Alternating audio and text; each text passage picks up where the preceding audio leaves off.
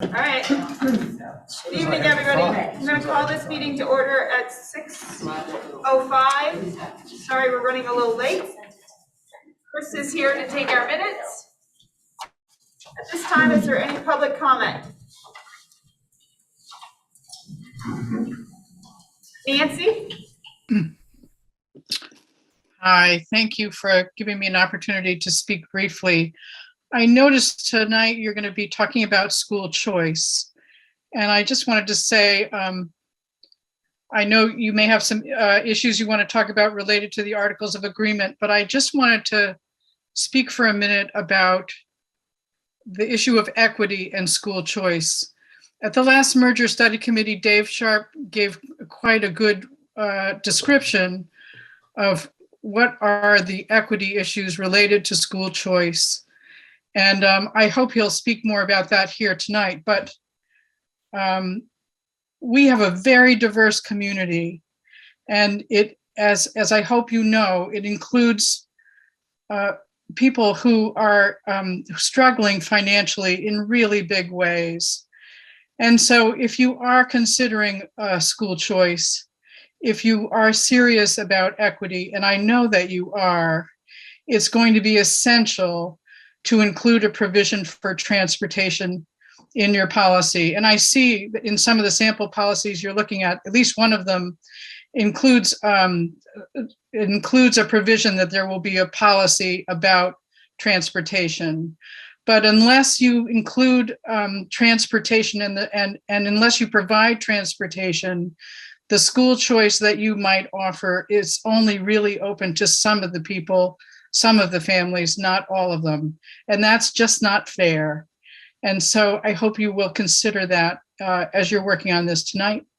Thank you. Thank you, Nancy. Any other public comment? Brenda. I just wanted to comment on that I was pleased to see your executive session tonight is not at the beginning. You never can tell how long they're going to last, and the marathon executive session at the start does discourage interested taxpayers from participating or listening in.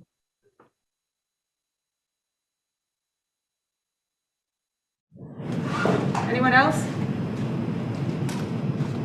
All right, we'll move along.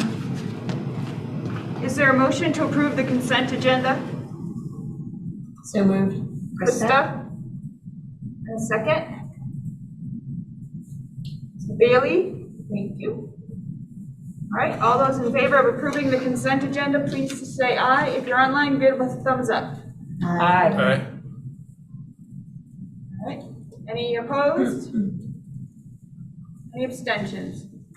All right, the motion passes. Okay, moving down to executive limitations. Monitoring. The first item is school advisory committee responses. That was a result of board action where we directed Patrick to reach out to the principals. So that document was included in the agenda. Are there any questions for Patrick?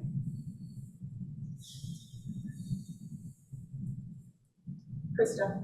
I just have a comment, which is that since we only heard from 2 building principals and since there's some concerns that they raise, I wonder if the capacity is not there at this point or in the configuration that was provided as an example. It's not just the rate, like the rate fit at this time.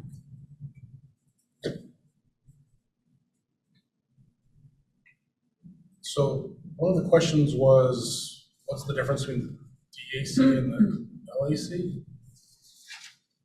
That appeared to be one of the last questions.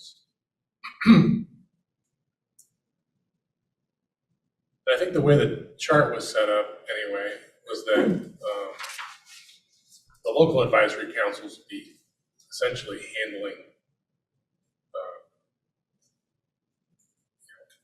individual school issues that might be more related to means, and that the DAC would handle anything that sort of either came out of those meetings or was developed by that group on their own, having to do with ends on a district-wide level. So it wasn't a duplication. It was just another venue that would, if things came out of the LAC group that applied to or general policy and district-wide, might apply more than just one school. They could be sort of pulled out of that agenda and placed in the DAC's court to talk about further. And it also gave a district-wide group,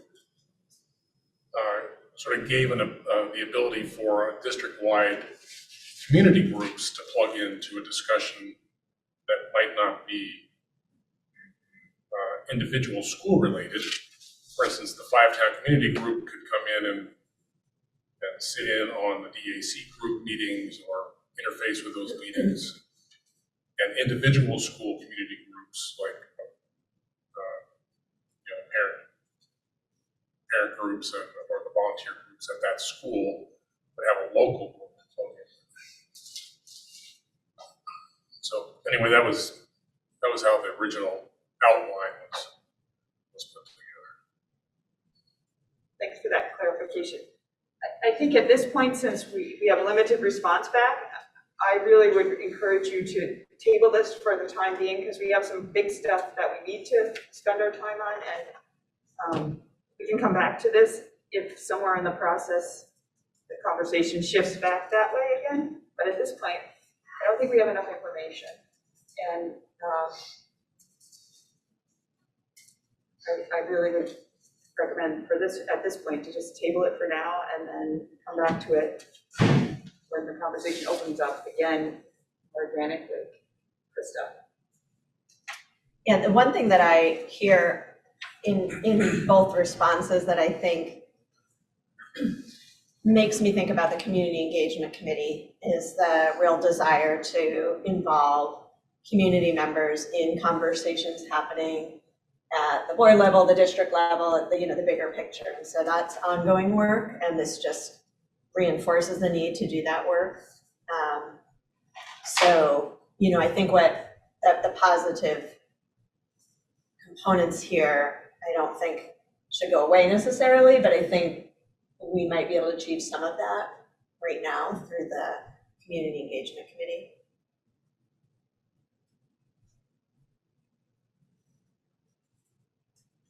Can I get clarification? So I'm looking at the document that's part of the agenda. That's a summarization, is that right? Yes. So, and then I saw the click on for the background and options. How can we tell who participated? Because I know you guys saying there's limited, but I'm not, We removed the identifying because there were only 2. So we removed the identifying features. So I don't know that the way it's formatted that you can say the first and the third comment are from this person, or the fourth and the 6th of them. do I have the right doc? Yes. Okay. So these are all the comments from 2 people? Or 2 people? Gotcha. I guess I didn't know that it was only 2 people. Was that clear, or did I miss it? Yeah, it actually wasn't clear about either. I did It's not. not fair to document. No.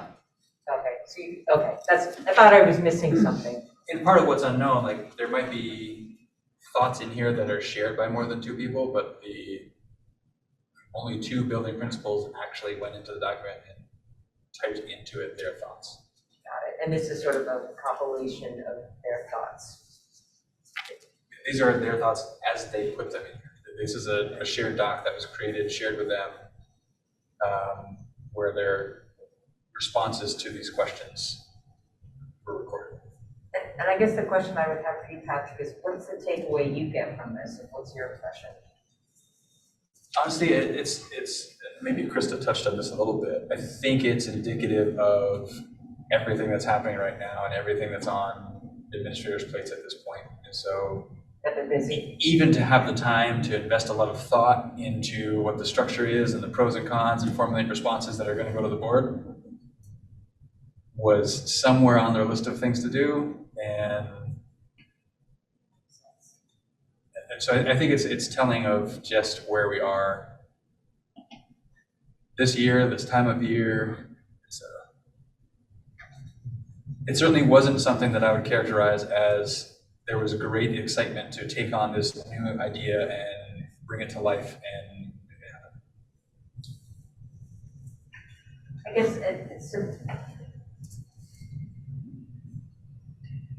totally get the tabling it with now, because there's really not enough information to really sort of get a sense of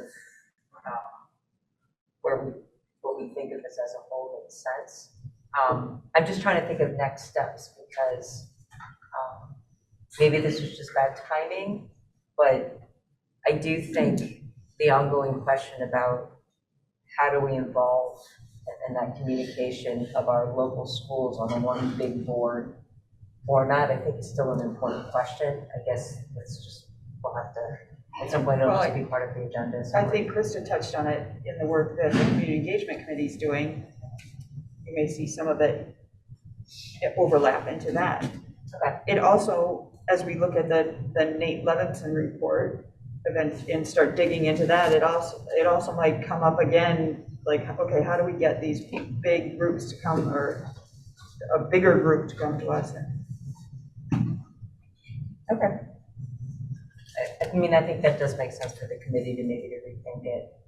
Just probably deal with that later. Yeah, and it'll just go back on the parking lot, and then it'll sit until it's surfaces back up in the priorities.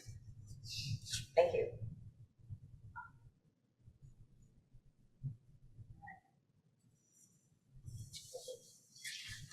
On the next item is an action item, as I wrote in the chair notes, is to approve the staff retention bonuses of $1,000 for all MAUSD employees. This was part of the MAUSD ARP ESSER plan, the public plan that we all received and was listed in there. It receives strong support through that process, and it's just to recognize the extra challenges that were put on the staff through COVID and the hard work and dedication they showed along the way, supporting students, families, and each other. And because this is considered compensation, the board must take action to authorize payment of the bonuses, because it is outside the language of the contract. So we'll need a motion to approve the staff retention bonuses of $1,000 for all MAUSD employees prorated based on FTE. So moved, Krista. Right. I second. Any discussion? I can add just a few pieces of detail. So this totals, so what was in the public ESSER plan that was distributed showed $328,000 is the figure that more or less gets us this $1,000 bonus per FTE. And that includes almost all, I think Floyd can speak, I think we were maybe $2,000 shy of that covering the additional cost, right? So the employee getting $1,000 costs actually more than $1,000 employee because of all the other taxes and things that are associated with payroll expenses. So the $328,000 that I think was budgeted using our ESSER covers, I think, all but $2,000 of the total cost of administering this. So that's one piece of information. So does that mean the employee actually gets $1,000 net? Because you're covering. No, the employee gets $1,000 gross, and then from that they pay their share of the taxes. But you still have to pick up the other. Exactly. This is becoming a pretty common practice in districts around the state. Some are using the ESSER funds, some are using fund balances, so there are a couple of different approaches to it. The amounts are all pretty close to this $1,000 mark. I would say 1,000 is the most common figure. Where there's more variation in how it's applied is some districts are tying this to employees who sign their contract to return next year, and other districts are not tying it to that. My recommendation is that we not tie it. I mean, if this is really about reflecting on the last couple of years, This is a token of appreciation for everything we've gone through with the pandemic. And so to hold that out over someone saying you only get it if you sign a contract for next year didn't really seem to fit the intent. Having said that, we are, like most districts, going to be in a really difficult position to fill vacancies, let alone the number of added positions that we've built into the budget and are looking to fund through our BESR. We are seeing what I would say is a pretty unprecedented amount of people changing positions within district or going outside of the district or leaving the profession altogether, which again, I think is a national phenomenon we're seeing right now in the field of education and probably lots of other fields, but certainly within the field of education. So there may be a good reason to tie it to people signing a contract and returning next year, but it doesn't really, in my opinion, still fit the intent, which was really to recognize what the pandemic has placed on.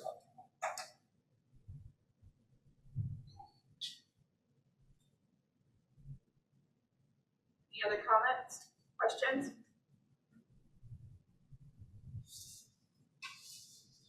All right. All those in favor of approving the staff retention bonuses of $1,000 for all MAUSD employees prorated based on FTE, please say aye. Aye. Aye. Any opposed? Any abstentions? All right, the motion passes. Next, to formalize this action, we need to authorize the board chair to sign the memorandum of understanding outlining this with MAEA to allow the bonuses to be paid. So, Steve? A second. Sandy? Any discussion?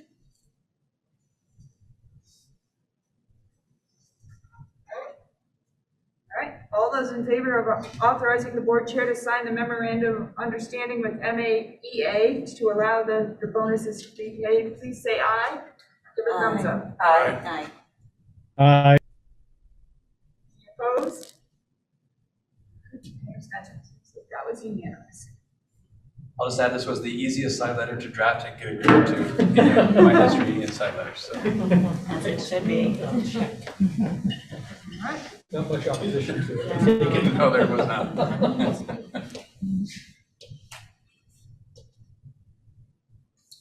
Okay. Our next item is board management and governance. It is elementary school choice policies. Included in that were some examples. So as we went to, I know we talked, there was the big joke about 60 days, but as we dug in a little deeper to this, it's a little trickier than 60 days. So attached were some copies of possible language or language that's used in other districts. But as we looked at our articles of agreement for Act 46, it brought to mind some questions about whether we could make changes or add this policy in. Krista. I just wondered if I could add a little context too for folks that maybe weren't at our last meeting or community members that weren't, but we had on our consent agenda the last time, we had several tuition waivers and we approved those, but we made a statement that we recognized that several of them fell more into a category of school choice. And so that's why we are bringing this conversation today. We've had it on our parking lot, for a while, but we recognize that there's a need to have the conversation sooner rather than later. Dave? Thank you. So I really didn't need any prompting from Nancy Cornell because I feel fairly strongly about this, that equity is a huge issue. Choice is wonderful. It's only available to those who actually have the choice. And for a significant number of our children, they would not be able to avail themselves of choice if they had to provide their own transportation. So that I think is a critical piece. I did notice in one of the examples shown that transportation was provided, although I didn't think it was blanket transportation. I think there was some parameters around it. I could tell the story, I guess maybe I will, of a granddaughter that lives in Denver, which is a choice town, city. They provide transportation to every student that attends whatever school they attend, whether it's in their home district or whether it's a district outside, a school outside of their district. Of course, that's easier, I guess, in city limits. They do have buses going all over the place, and they provide passes to city buses, which brings up the notion that I've held for a very long time that doesn't seem to carry any weight with anybody, that we have yellow buses going on virtually every road every day, twice a day. And we also have municipal buses going on most of our roads most every day. And I think we could have efficiencies in cost for the county if we combined the municipal bus system with the school bus system. That would take a lot of work, but I think it's worth looking into, particularly with the rising costs that I've been warned about in coming budgets for the school bus contracts coming forward to the board. So that's one thing. Transportation is one thing. Certainly there are parameters that need to be parameters around choice. What they do in Denver is that every student can attend their home district. So if what they choose is their home district, they automatically get to go to their home district. That leaves X number of spots available, which can go to a lottery system where parents apply for spots in various schools throughout the city, and through some process in the central office, students are assigned to the schools, their first, second, or third choice through this lottery system. That also has some equity concerns, actually, because you have to be a savvy enough parent to realize the due dates for filing for the lottery, and you have to have some sort of network about what schools are appropriate for your child, because there are different cultures and different teachers and different principals and different expectations in every school, and we see it in our own elementary schools. So I like the notion of choice, but I think how it's executed is extremely important in order to make sure that we provide equity for our children and that kids are able to get a good education. Thanks. Thank you. Brad? I read through the examples that were in the agenda, and I could be wrong about this, but it seems to me that those examples aren't exactly on point with our situation. It seems to me that the school choice that is offered, say, like in Windsor County and in Addison Northwest, was at least partly designed to deal with the situation where you have a town that doesn't have a school. And so a town that doesn't have a school, they give automatic choice, if all the kids have school choice, to go to whatever elementary school in the district that they choose to go to. It seems to me, from at least my reading of the language, is they're trying to extend that kind of privilege to all of the kids in the community. We don't have that problem yet here because we have elementary schools in all 5 towns. So I don't know. So I'm not sure that language is totally on point with what we would need.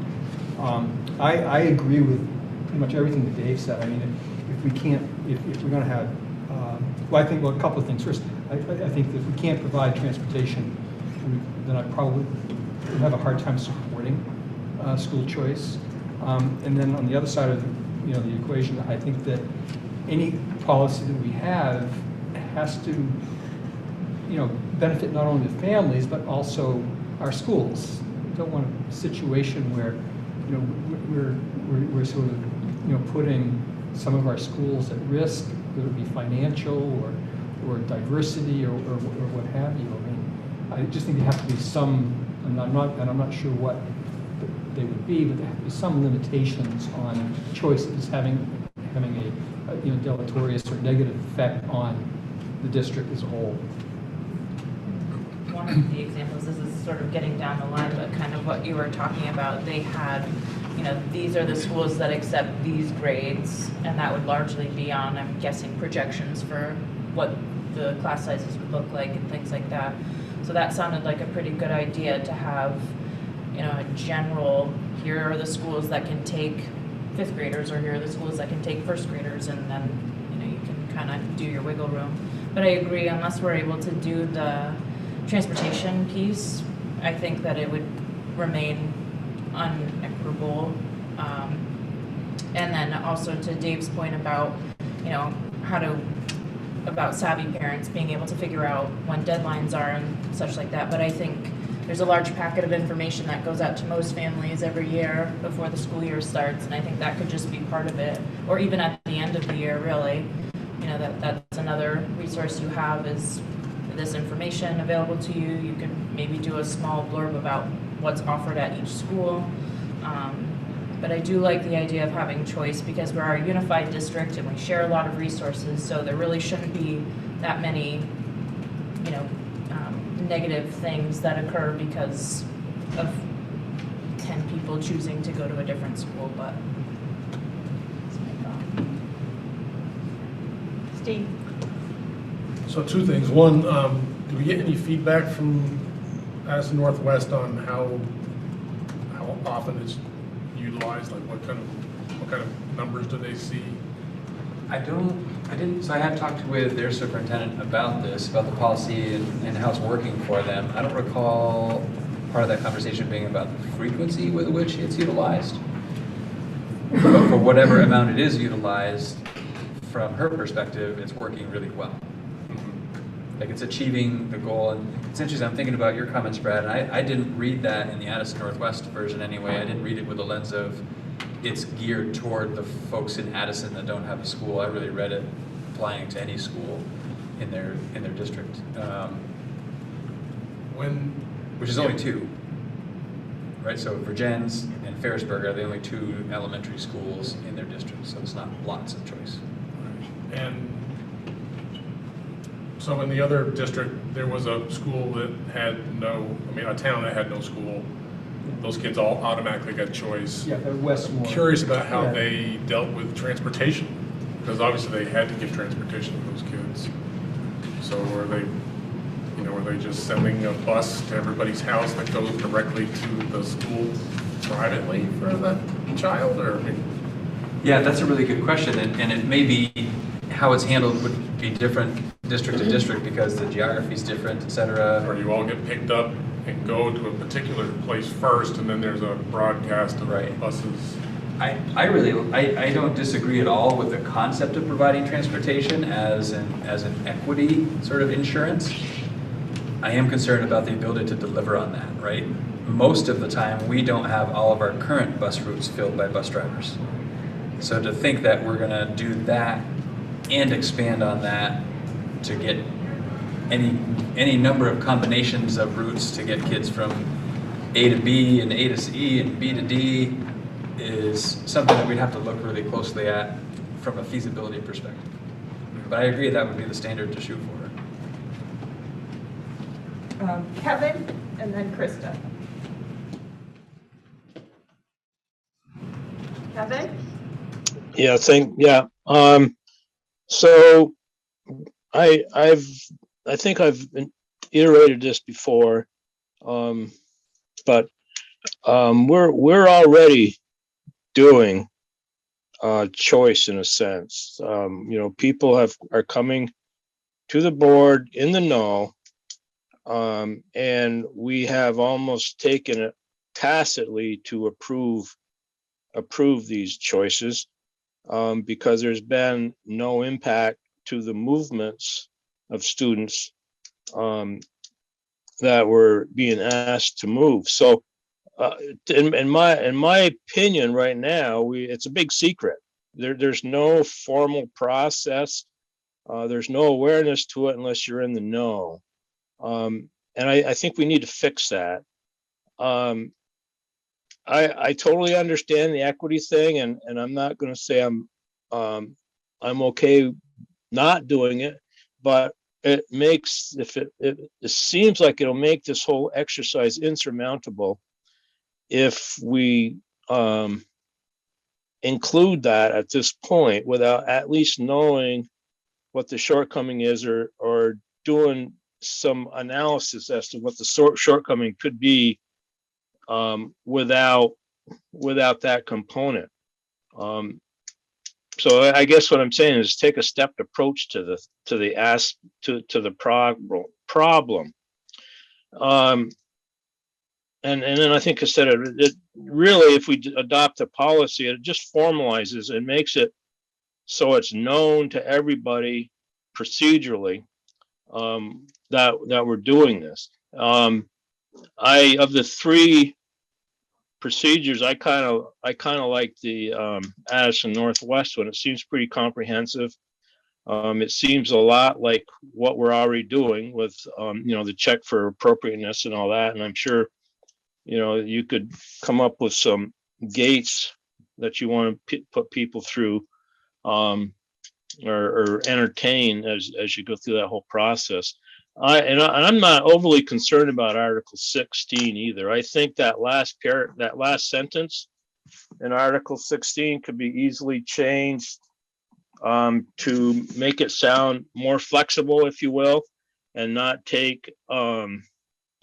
change that article in such a way that it would offend certain people that think they have some other issues or some other impetus to having that article in there. You know, instead of saying, for instance, it says something about unique needs of particular students, that could be changed to address particular student preference or something like that, in my opinion. And that would take care of Article 16.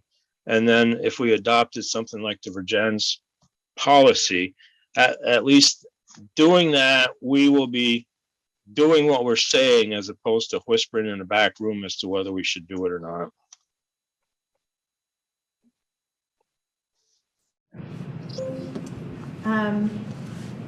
Yeah, I also think it would be really helpful to know how feasible the transportation piece is.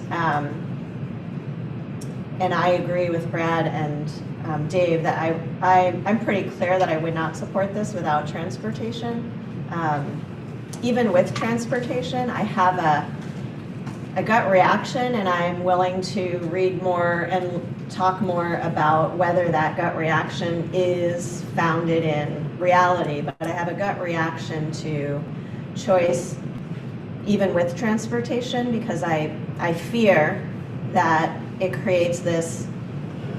could create the situation where we have folks saying, what is offered in my community is not good enough, so I'm going to choose to go elsewhere, which is the tone of the recent request that we had. And so I just worry about leaving folks behind. I worry about not offering a really robust experience to all kids, regardless of where they live, which for so many people is really circumstantial. So I'm willing to explore those things more deeply and be proven, or listen to the other side of that. But I wonder, what is the goal we're trying to achieve with choice, with offering choice? Should we not be able to provide for all of our students, regardless of how unique they are and their interests are? And if we truly cannot do that, then I think we need to be able to support families seeking an alternative. And transportation seems like a pretty basic one for me. But it's a big conversation for me, but it might just first work for all of us to know more about the transportation piece. Liz?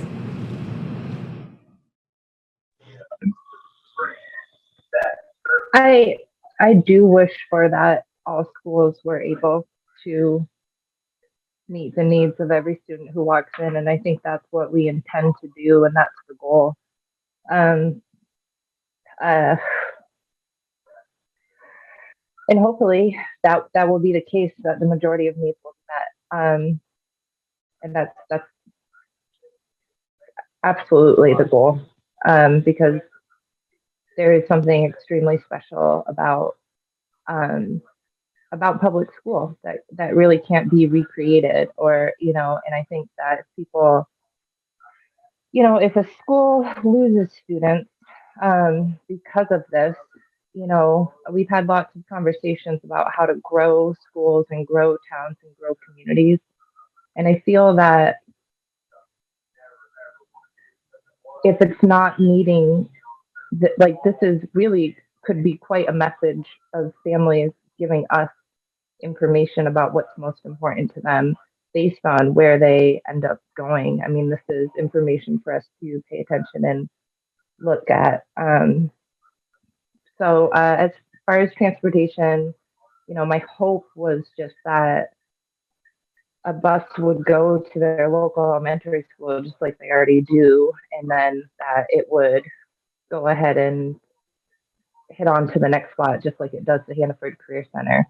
That was what I was hoping, is that they would say, well, this other offering elsewhere is so important to us, and what they have is something that we consider crucial, so we're willing to take that extra ride.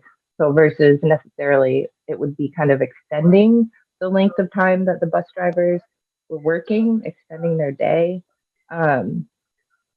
is I guess how I was hoping it would work. And then I also think about childcare, and we think about that, and people drive their kids to different counties, and sometimes they just happen to work somewhere else.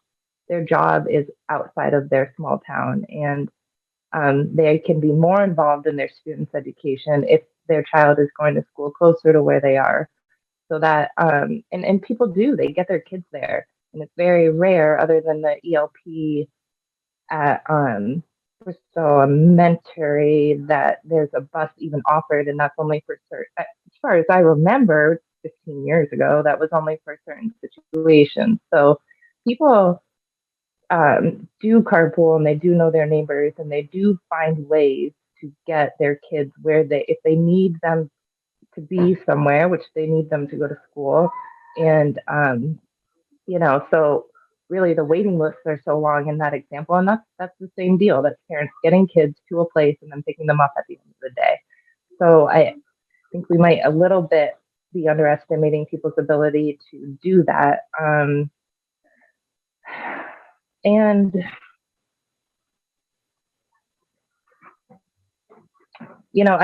part of me is thinking that right now, at this very moment in time, we can look around and we know that certain people can send their kids to their school of choice right now. That's already the case. This would be an expansion of that, and it would make it more available to more people versus, I mean, I think it is there and it exists, and it's limited right now. And this would be allowing more people to have access to it that don't. And so I actually would consider this making it more equitable, because there are people, but it's smaller, and we would be expanding access. And it's not always like a cultural thing. Like, it's not always, well, I only want this certain number of kids in the class. Sometimes it's really for more significant emotional, behavioral, accessibility things. And we may not be at the point where we can afford to build an accessible playground for every one of our elementary schools, for instance. And there was some really hard work done by some people. And Bristol Elementary really has an accessible playground. I mean, a kid could show up there and they could get around that building with much more independence than they could some of the other schools that we have. And that is not just I don't even consider it a want. It feels like a need. And so if we can't just make all of them offer that, then, a kiddo could live in a town that doesn't have that, and that would support that town's tax base. And that's wonderful. I'm happy for them. But that kiddo would still get access to what they need during the school day. So it's a little bit of shifting, but our neighbors and our communities do thrive off of each other. And say, you have a family, and then all of a sudden you have a child that comes into your family that needs something a little different. They need to go to a school that has a full-time nurse. That's what they need. And for us, it's actually, I think this would support our financial stability by bringing like services together, in some ways. So if your kiddo needs a nurse all day, they can go to the school that has a nurse all day. And it's not necessarily going to be a barrier. They might get on the bus, go to their regular local, and then just take it further. And sometimes kiddos that are in special circumstances are picked up individually anyway. So just because of an accessible bus, right? So they would just have a different drop-off spot. So in some cases, it's really not, what I'm thinking about is not necessarily the, I like versus I like. It's more of the I need, and we can't make it happen everywhere, or it's really financially challenging to make it happen everywhere because it's not a number of students that supports a certain thing. So I just want to also offer that flip side of this is that, in some cases there may be, and just, we've thought a lot, I think, about different sizes of schools and what they're able to offer and not able to offer because of that. And with the bounded autonomy, it seems like schools may go further in their own directions, possibly. And I just really don't like the idea of somebody saying, hey, well, I have to literally move. I have to go find a new home and live in a different town because otherwise I won't be able to afford for my kid to go to an accessible school in whichever way that it would be accessible for them. So I think that this is it just feels like an important step just to make sure that we're covering some needs and offering that a little bit more flexibility for families as things move along. Thanks, Liz. Anyone else? I'm just Erin? wondering if there's a way to sort of parse out what do we need to do to even look at it as a thing and make a plan to dig into it and see if it's feasible at all. For example, like the article situation or transportation or coming up with the process and the paperwork. So is that what we do? Like, can we make that a thing, or do we have to do a separate? We could talk about next steps, Okay. definitely, Okay. of what we think we need, because I think it'll be a bigger conversation, and we need information Right. to formulate any decisions. So I don't know, Patrick, as far as busing, I know you had that busing work, some busing work already done. I don't know if you, in your mind, think that could help this conversation, or?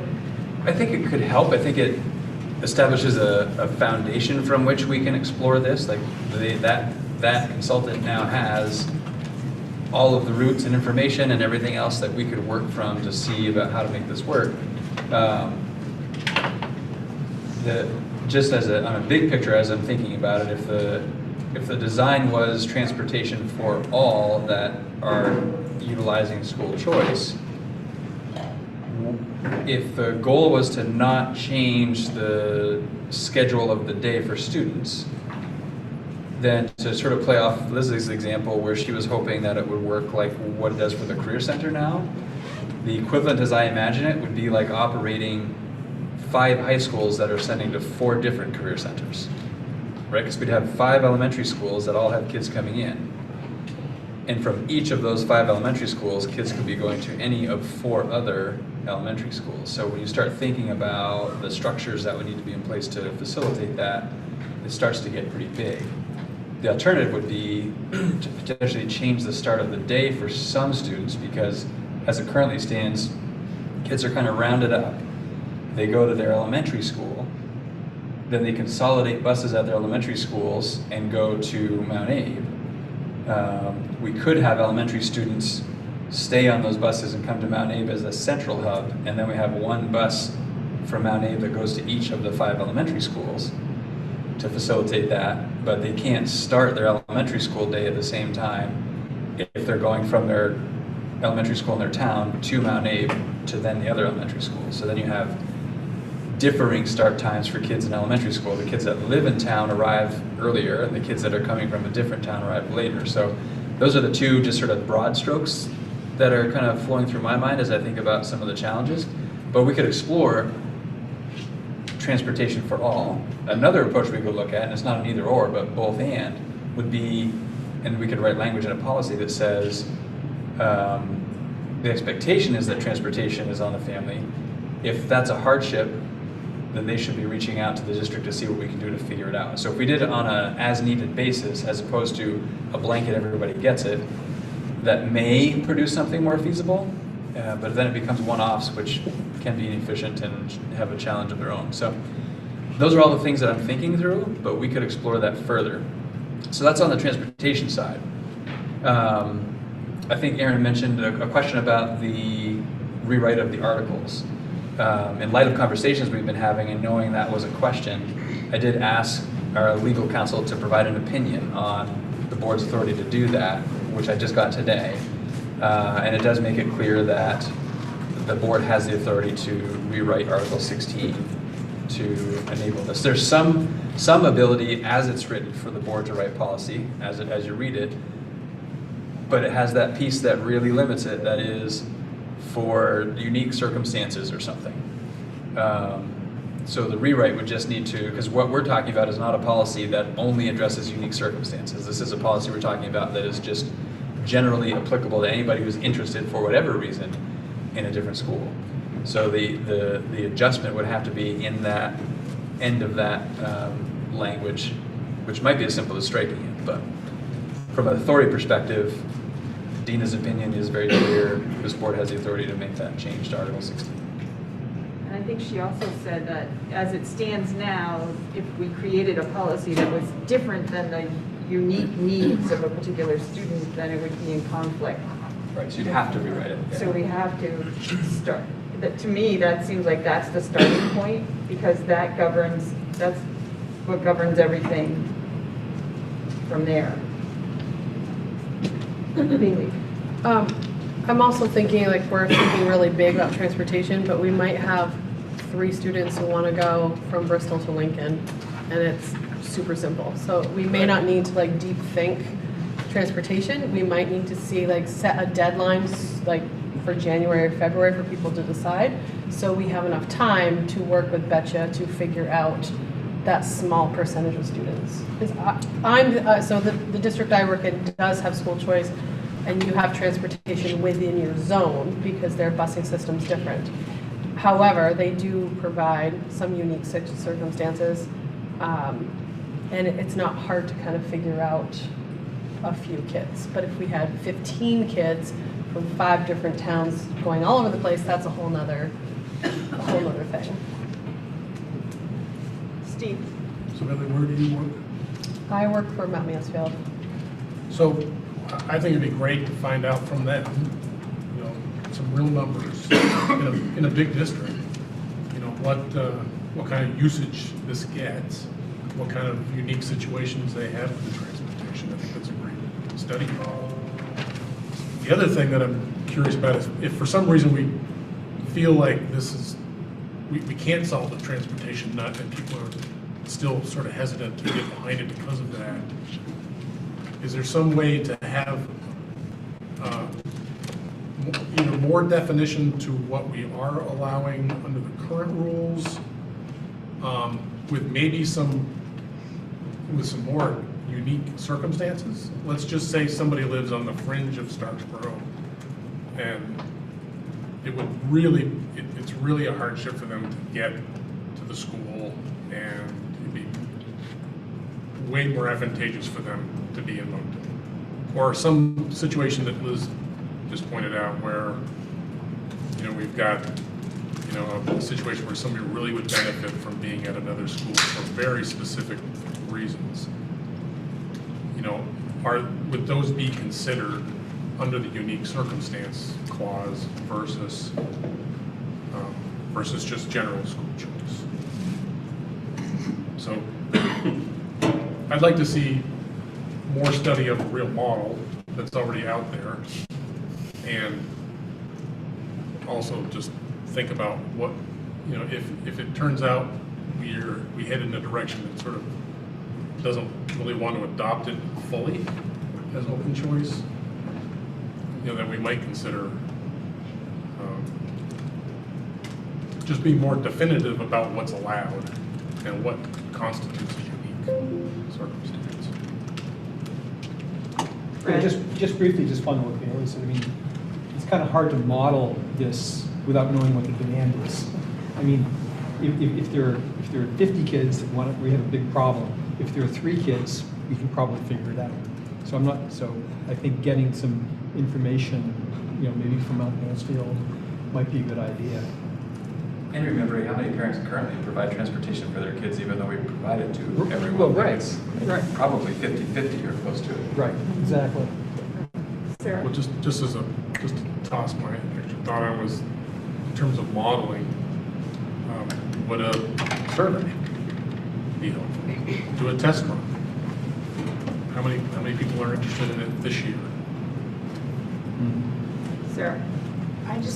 I think that the simplest thing would be to actually just remove the article. I'm just saying this. And then do what other districts have done, which is not necessarily advertise it, but keep it as here's when you have to apply by for school choice, and this is the cost on you to do it. And then you can kind of still, you're not necessarily saying you got it. It just, there's a process that is more consistent for all of the people. I don't know. I'm going to go to Dave and then Krista. Dave? Thank you. So it's interesting, all the proposals for hurdles to put up we'll have choice, but we'll put up hurdles so that not everybody has full choice is interesting. I think Steve's concerns are thoughtful concerns. The problem is that by precedent, we've already opened the door to a choice. And I think the board would be hard pressed, and I suppose it's a good question for legal counsel, but I think the board would be hard pressed to deny someone choosing to go to a different school at this point, given the vote that we took in the last meeting. Thank you. Krista?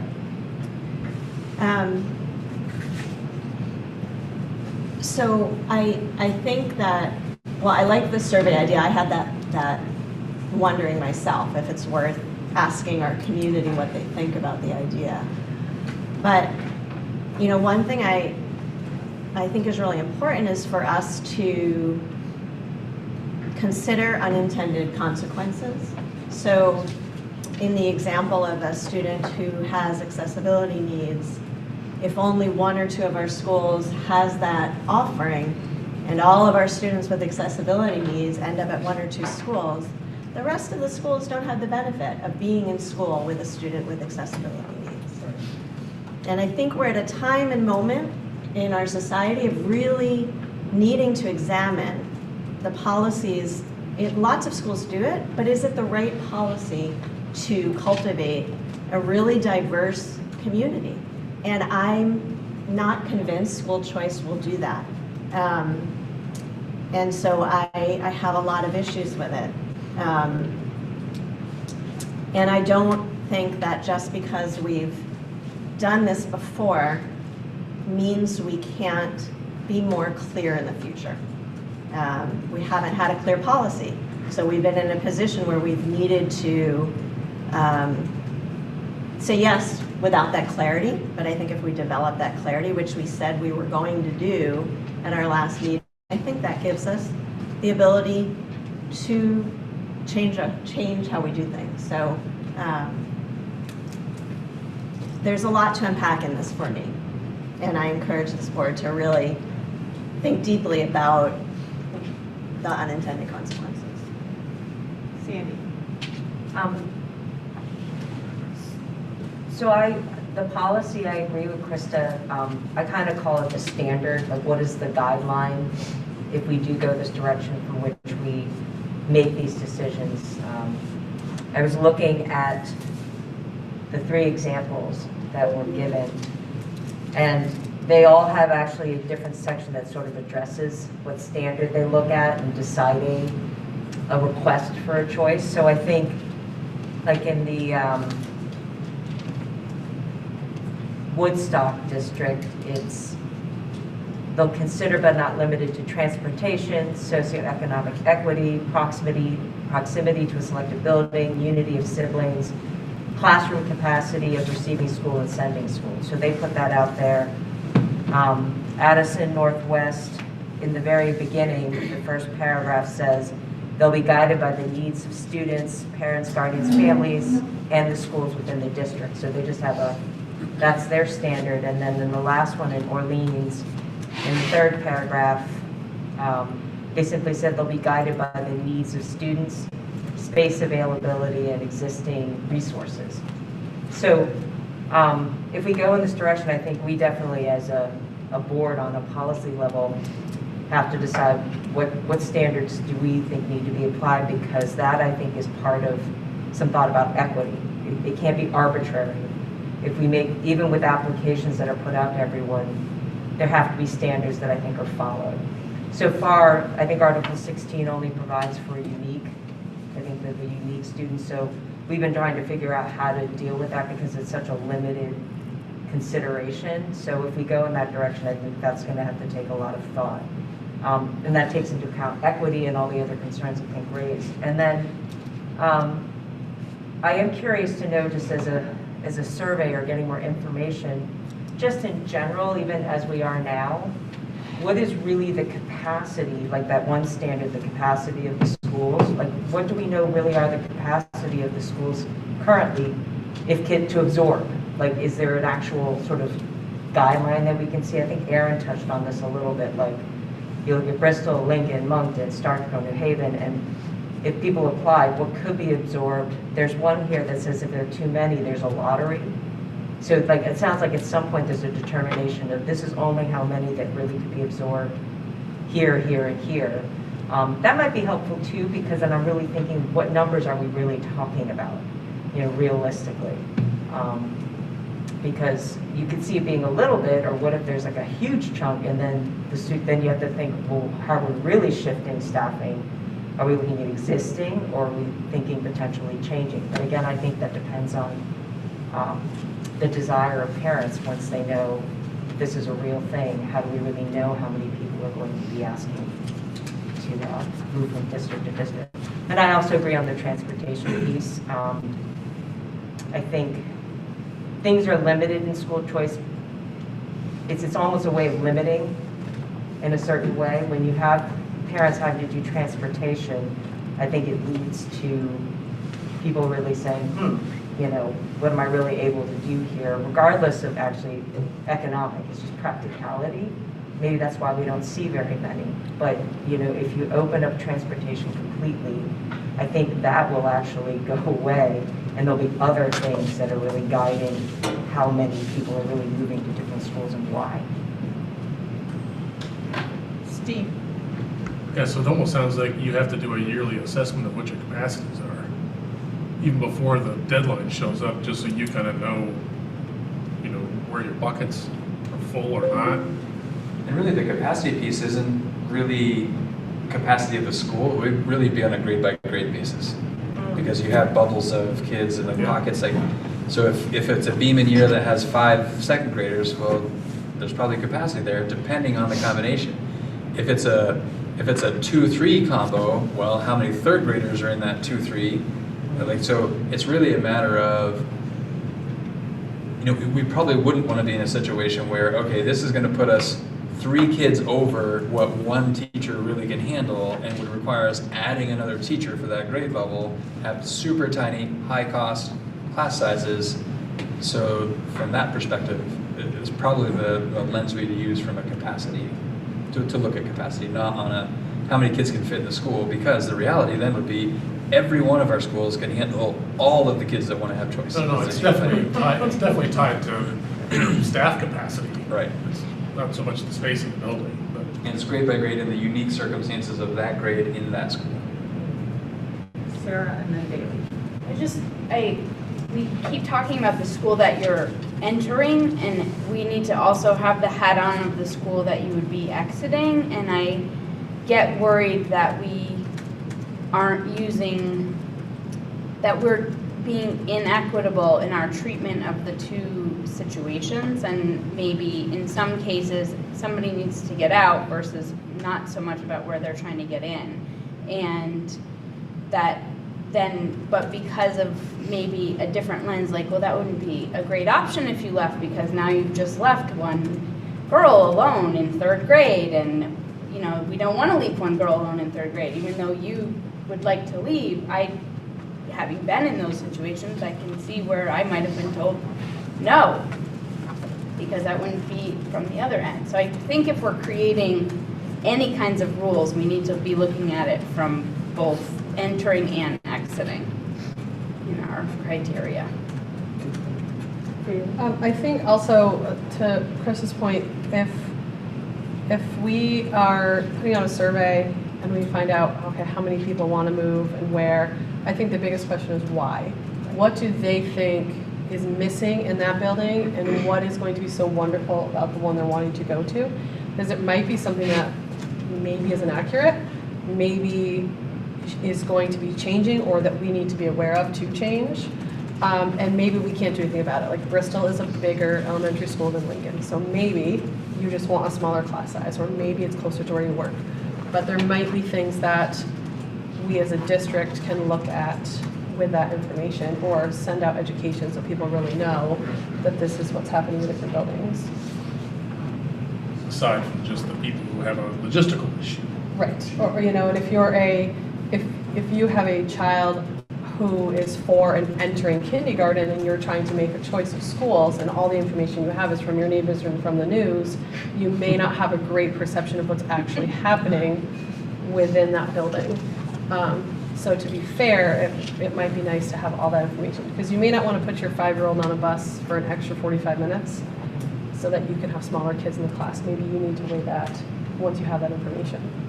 Even the assumption that a smaller school has smaller class sizes. Right. Which is not always true. And if that smaller class size is, maybe it's smaller by 3, but it's a 2nd, 3rd, and 4th grade combined class. To your point, there's a lot that folks don't necessarily know about the school they're choosing, or the school they're choosing to leave. All right. Sounds like there's a lot of information that we need to continue a conversation. So I think Patrick and Krista and I will work on upcoming agendas, working it in a way that's productive, and we can have some information to base conversation on and go from there.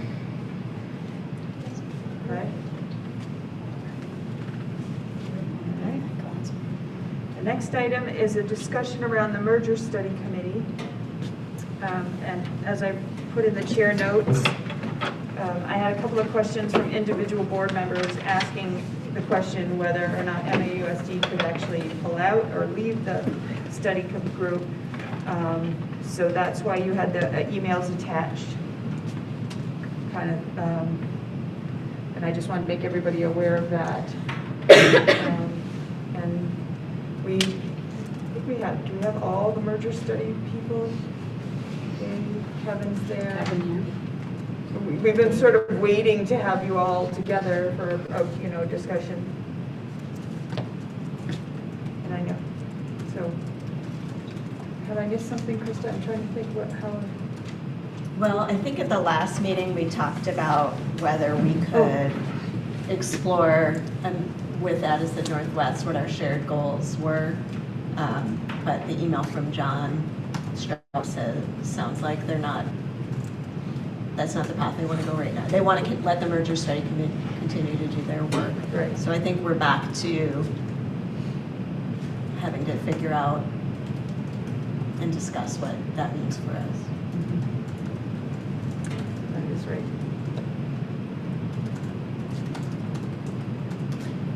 Well, I mean, this is far, I'm not sure where this discussion is leading, but, I found that John's email was a little bit disappointing, to use one word, because, my understanding of the whole merger idea is to try to come up with a way that we can collaborate for the benefit of the kids and improving programs. And as I've expressed on numerous occasions, I think that the merger study committee isn't really going down that path. I think that we are not really talking about, sort of collaboration, and spending more time on sort of these governance and policy issues, which I find, interesting, but I don't think really gets to, why we should collaborate more closely with Edison Northwest. I mean, I personally am somewhat agnostic about the merger, but I'm disheartened by the fact that we can't really sit down and talk about, okay, what would it look like? Is it going to be more, just having more sports teams? We haven't talked about other kinds of modes of collaboration, such as distance learning and collaboration on language study and extracurricular activities, how we could make it more enriching for the kids. There's just been very little discussion about that. And then, most recently, I'm somewhat, disheartened by the fact that on the issue of, whether or not, an individual town vote, should be included in any merger articles. The position of a lot of people on the committee is not sort of understanding that the individual towns might have some legitimate concerns about the loss of local control over especially their elementary schools, but rather are couching it in terms of some of these folks in these towns, they're just being overly emotional and not really looking at the assumed facts of declining enrollment and increased costs. And that's a little bit off-putting, because I think that and then the other sort of statement that has been made by several members of the committee is that the towns such as Lincoln and Starksboro are essentially holding the committee hostage by saying that we have real concerns. So rather than addressing the concerns and talking about the concerns, it just it was sort of it becomes more political than it is collaborative. And so I find that the merger study committee meetings are I don't know, just they're very frustrating, because I don't think we're really looking at the issues. I mean, as Dustin was quoted in a newspaper yesterday about the fact that if we don't have a conversation about whether or not the local schools, the local towns have a say in what happens to their elementary schools, for example, then the whole idea of merger is just sort of is dead in the water. And whether or not he's right about that, I think it's pretty. He might be very right about that.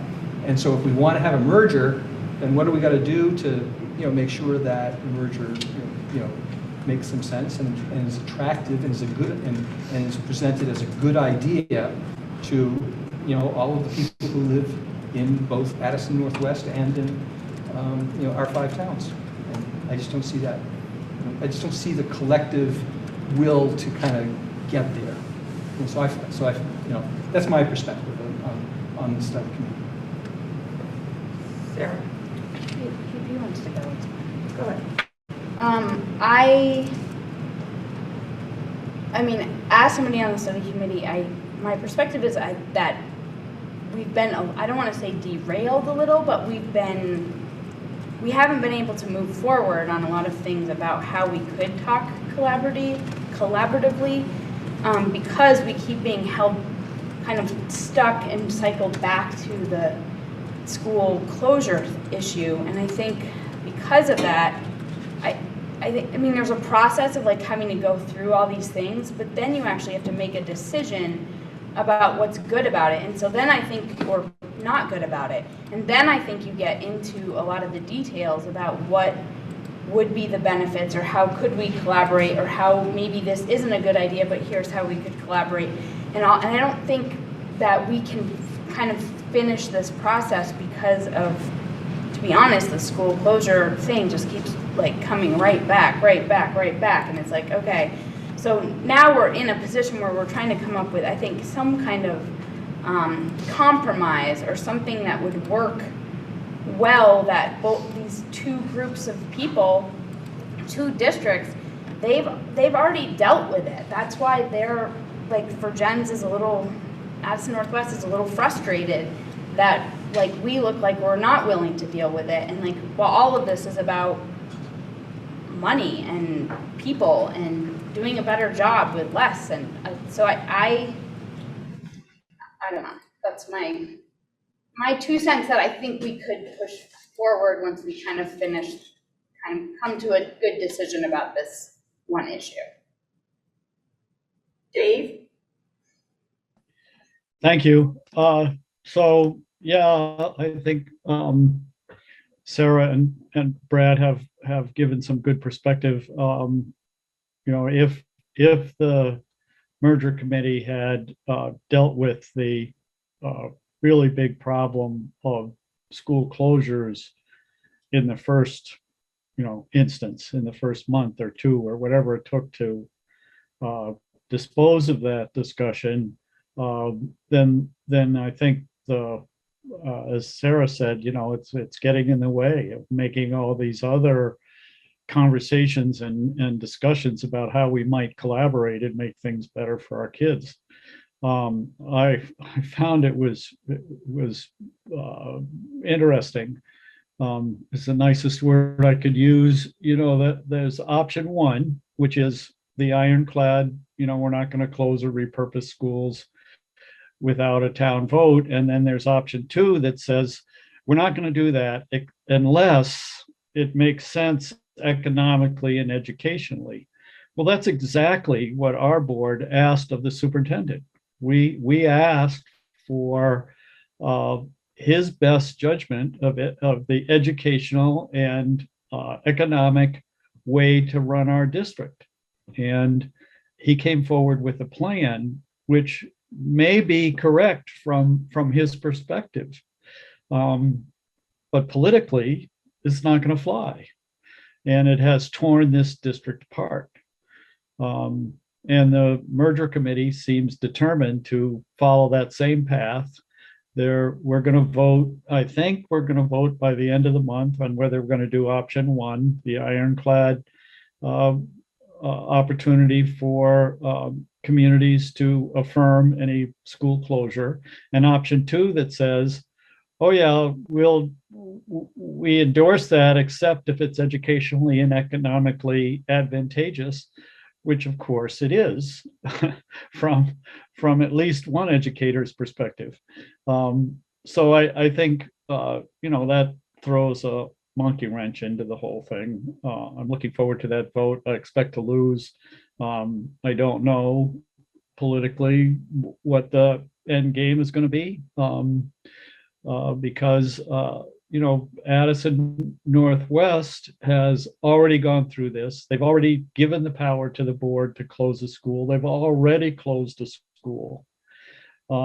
So for them, as Sarah indicated with their frustration, they've been through this and they say, what's the big deal? Like, go ahead and move forward and allow the new school board to close schools. It's no big deal. And some of us, myself included, and think it is a big deal. And I will vote for option one to which I suggested modifying the proposal for option one is to give this ironclad guarantee to K through 6. And I understand there's some significant conversation, which I don't fully understand, and about whether 6th grade should be included with middle school. And so, okay, so make it K through 5 was my suggestion. Of course, that didn't go anywhere. I also suggested that the collaboration be, as I went to school many, many years ago, there was junior high, which was 7, 8, and 9, and then there was high school, which was 10, 11, and 12, which would give a balance between the two communities in the sense of 3 grades for each community. But that hasn't gone anywhere either, mostly because Sarah's right that this notion of discussion or controversy around school closure has really put a monkey wrench in how we move forward. Thank you. Kevin, did you want to add anything? So yeah, I keep thinking back to the merger study by statute needs to come up with a framework, and it's certainly prudent to come up with this framework on how this new district, if it is decided to recommend it, will operate. And I think every time we start talking about collaboration, or we're not talking about the details, we're talking about things that the future board needs to determine. And I think by and large, collaboration is, and sometimes I believe collaboration is just a way to kick the can down the road, if you will.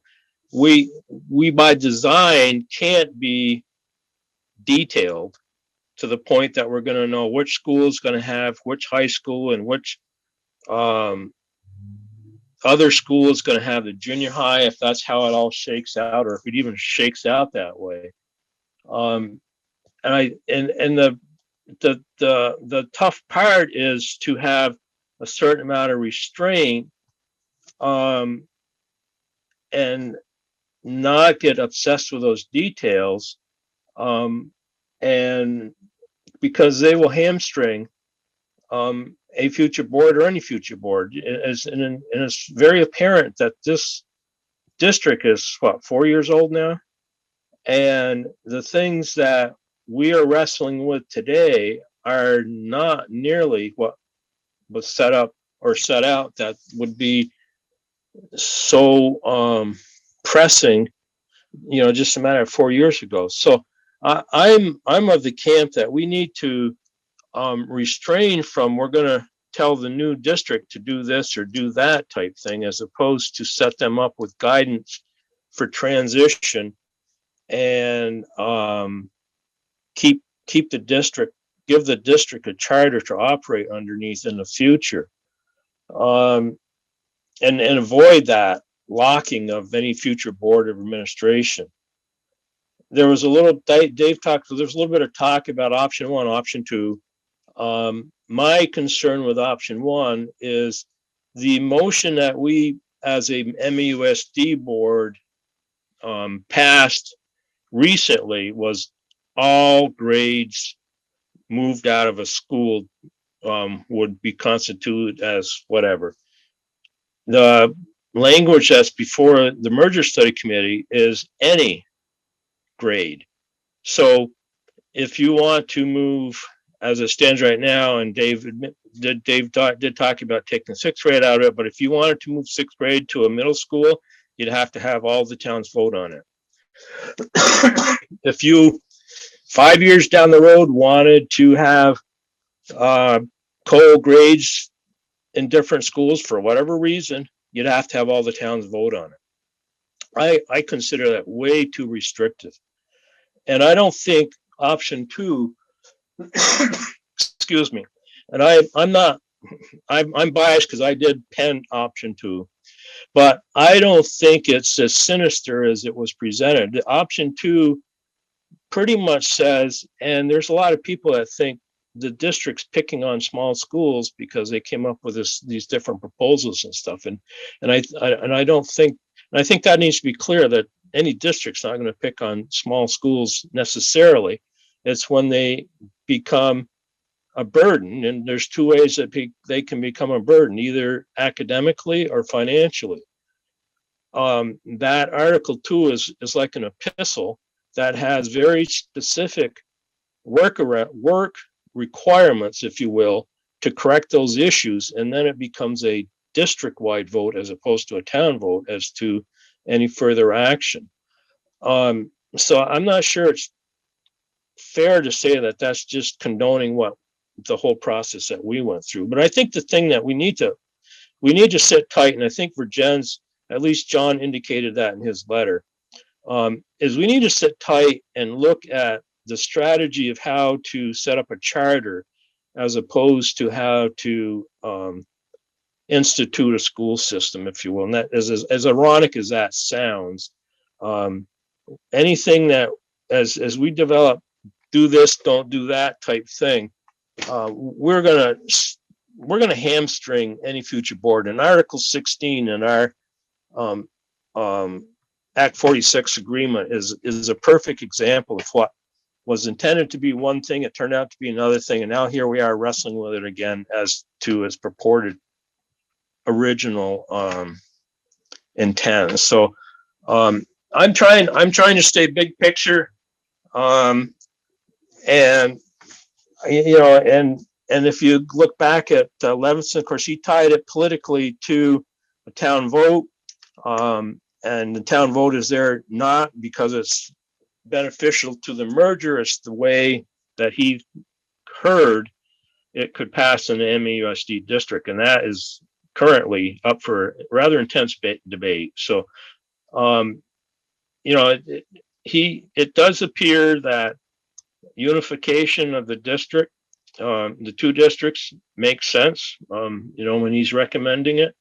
The politics of how to affect that remain unsure. So I think that's it for me.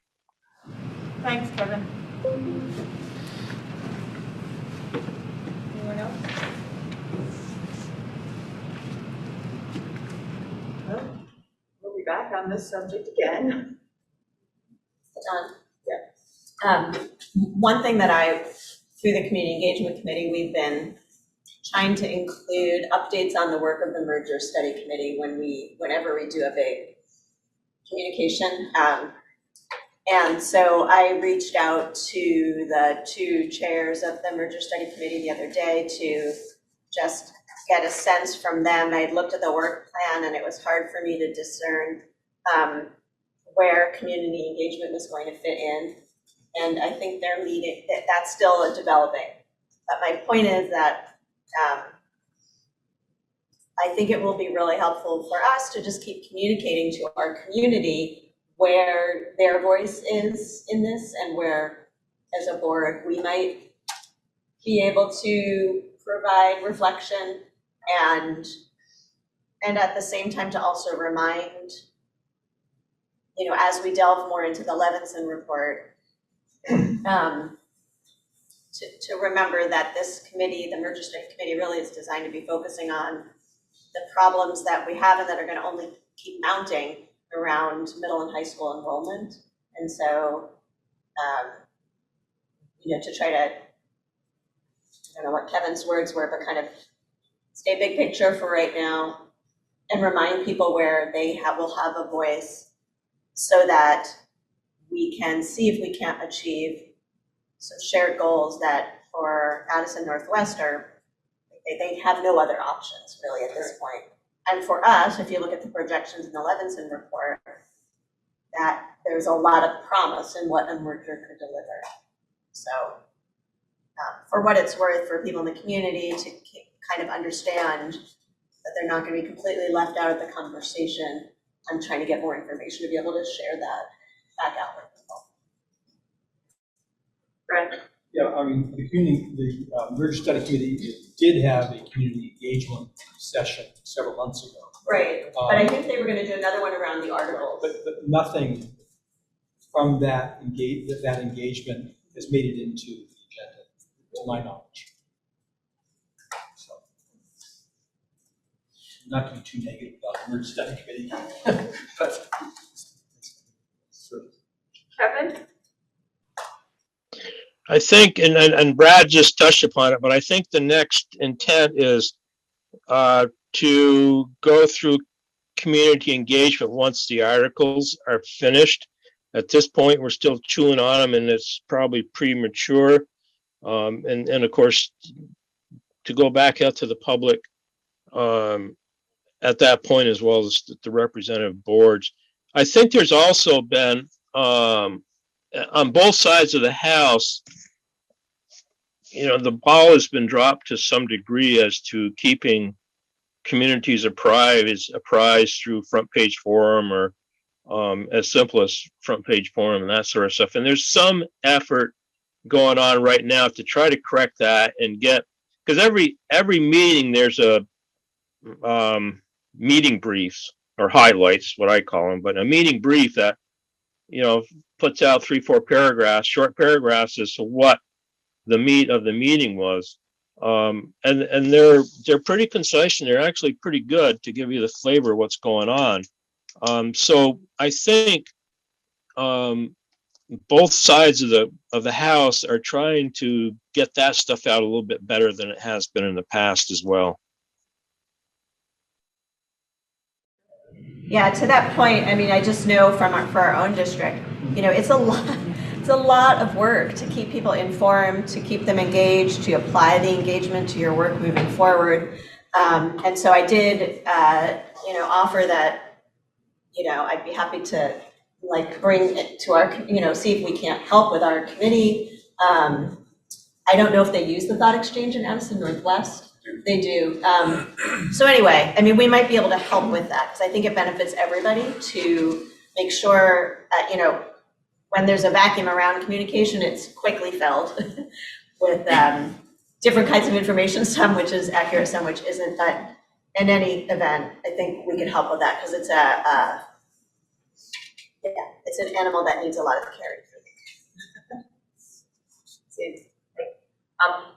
It probably is going to go right into the update on community engagement committee, but it seems worthwhile mentioning it now. When we had our meeting last week and talking about how we can, as MAUSD in our work, making sure that our community is up to date about what's happening on the merger study committee, I was keeping in mind what Kevin mentioned and Brad mentioned that there's supposed to be another community engagement event happening. And maybe somehow we can make sure that MAUSD is aware of our, you know, in our district and add to that effort to have as much participation as possible. And then the other is, you know, in the whole work plan for the merger study committee, once they have a draft and they get input, you know, part of it is they're going to bring it to the board, to us. Each of the boards get presented, I think I saw, with the proposal. We're supposed to give our input at some point. And I was talking to the committee last week saying, we as a board need to make sure that we've reached out to make sure we link to our community about what they really think of the merger study committee so that when they come to us, or when it comes to us to discuss it, that it's not just what we're thinking, it's what we've already now started gathered information from our own community about concerns, questions, things that have happened so that we can be really fully prepared when this draft comes with that information so that it informs us in how we are reviewing what's being proposed. Because that merger study committee is going to hear what we have to say, take it back and decide what to consider and not consider in their decisions. It's nothing we say is binding. I was reading the stuff that you guys provided. Nothing we say is binding, it would appear, on the merger study committee. So part of it is I feel like we really need to be prepared with information we really think it's important for the merger study to consider. And really have as a board real input for the process when it happens, whenever that is, whatever date that is. Right. Part of the problem in terms of getting input, whether it's from the board or from the community, is that you were a little hamstrung in the study committee by the fact that, I mean, the meetings, we have less than 2 meetings a month. We kind of have 2 meetings a month, but it doesn't always work out that way. The meetings start at 6:30, they're over at 8:30, and the agendas right from the beginning have been very structured to just take one article at a time and just move down the line. So it's very difficult to have a lot of flexibility in sort of structuring the agenda and structuring the discussion. I mean, we've had that discussion here among us, but our problem pales in comparison to that of the merger study committee in that regard. Just structurally, it's hard to have any conversations that. But what I was saying is, at some point, I understand the merger study committee, whatever the process is going to have some draft. That's a document that they want the community to get input on. And I just feel like we also, as a board, need to make sure that we're fully prepared as well when we review the draft. Whether it's thought exchange, whether we actually have a forum of people in the auditorium who actually get to speak and go through it like we used to when we would have major events, or whether we do study committees where you get people to come and they break into groups. We talk about portions. But like, I know that's really intensive, but if we really want to be as a board to really be a real influence on what is proposed, I really think we have to take it to that level so that the merger study committee, who have a lot of power, really understand where we're coming from and the information we've gathered and why we're saying or recommending. I don't even know if we're supposed to come to a recommendation, as a board, or do we just give them straight input? It's not binding, but that doesn't mean that they don't know what the board as a whole believes. Grab Liz? I think part of the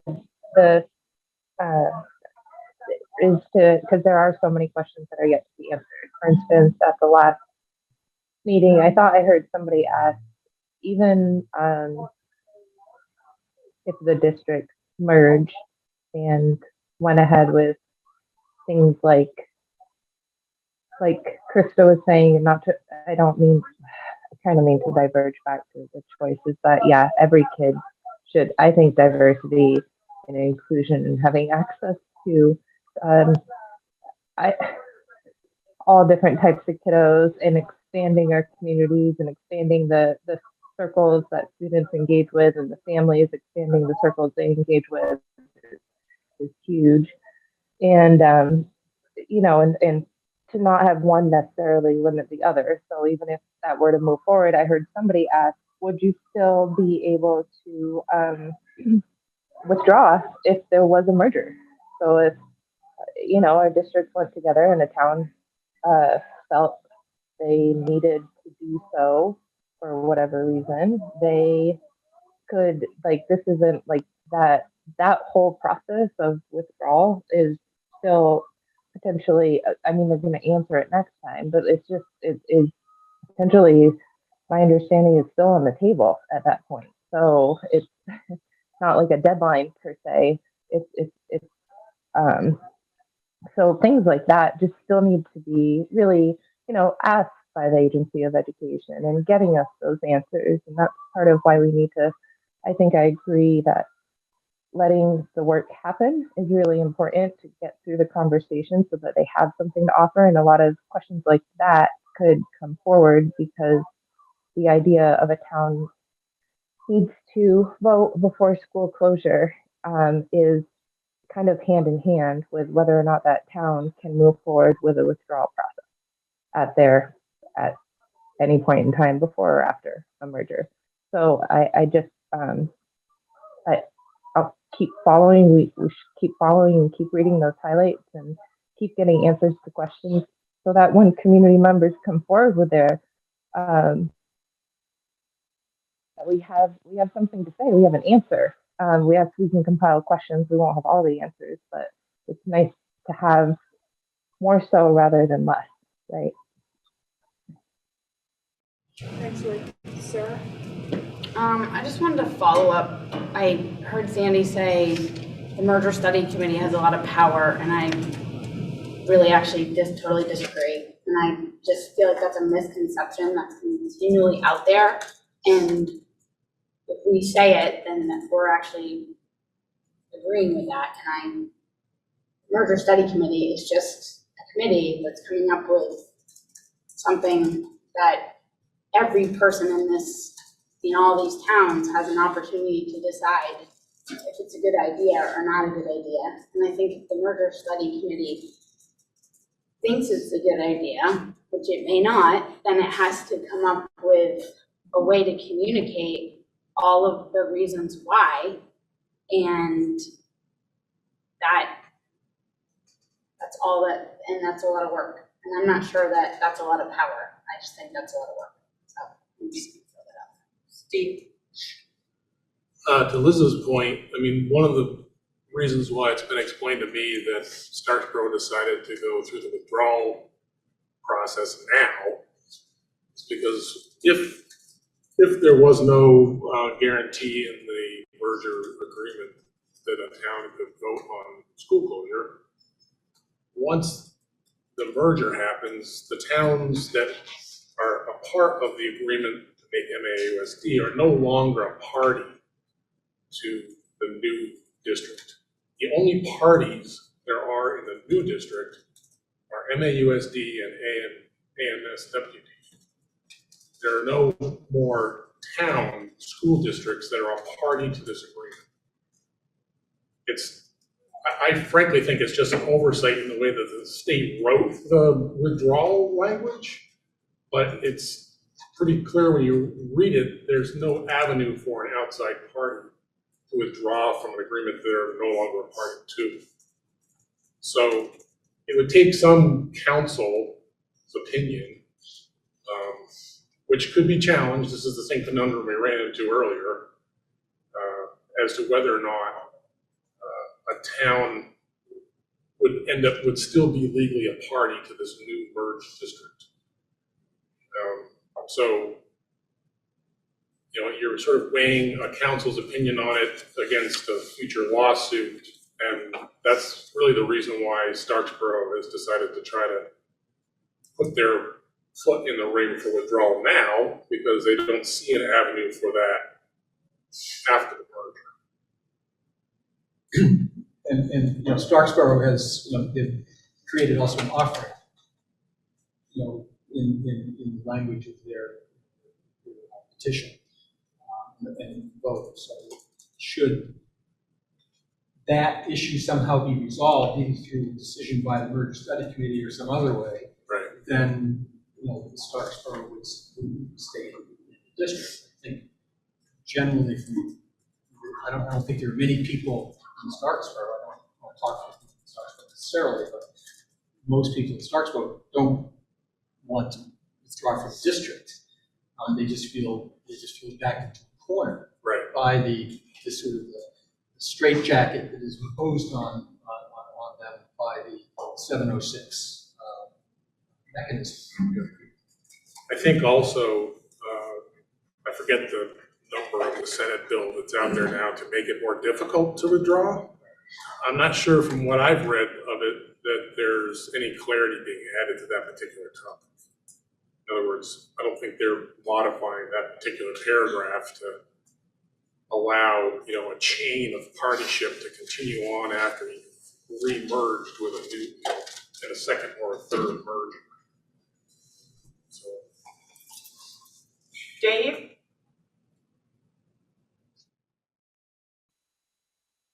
Dave? Can't see him.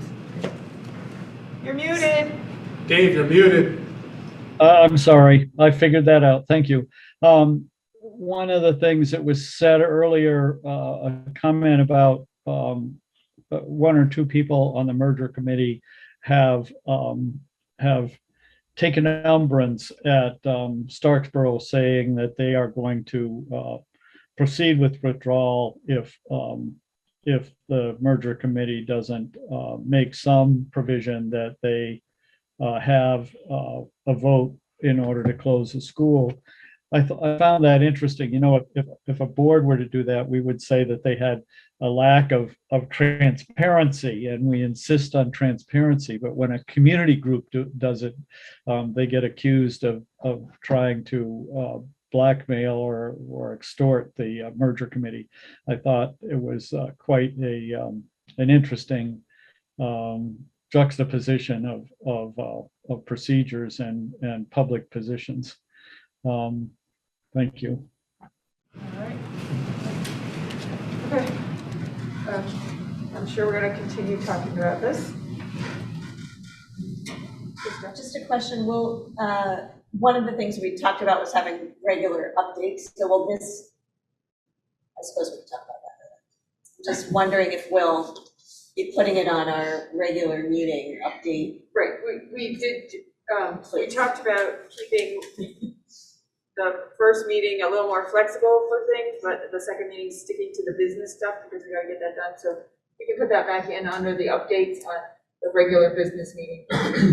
This month turned into a little bit of upending of that idea because we were planning on our regular business meeting, but then got some news that caused us to shift this way. Then we got some news in the meantime that's sort of shifted us back. So,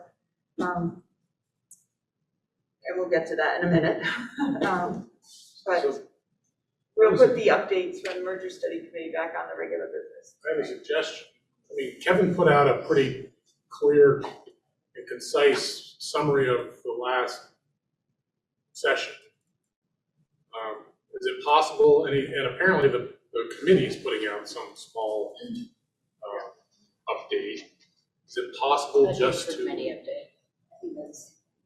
Okay, well, is it possible to simply include that in the minutes as like a document for? We can just attach it as an update. As an informational Yeah. update, and you read it, we don't have to necessarily debate it. Yeah, I generally send it to Krista every time. So. We're trying to get better about then sharing it out. But that would be a way when it would get into our record. Right. And it would be, Yeah, we can do that. All right, let's keep moving on. Krista, do you want to update us a little more on your? Oh, sorry, Kevin?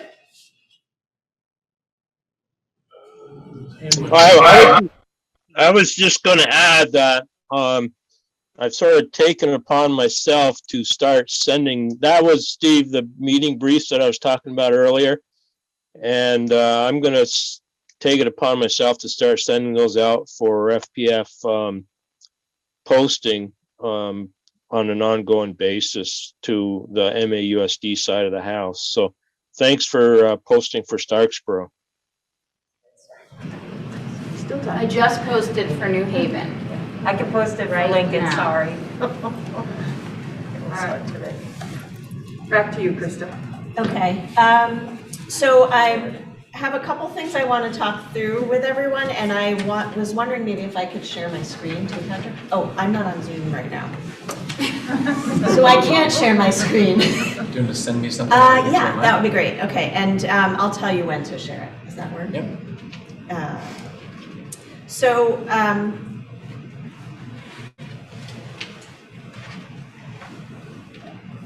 Okay, you should be getting that.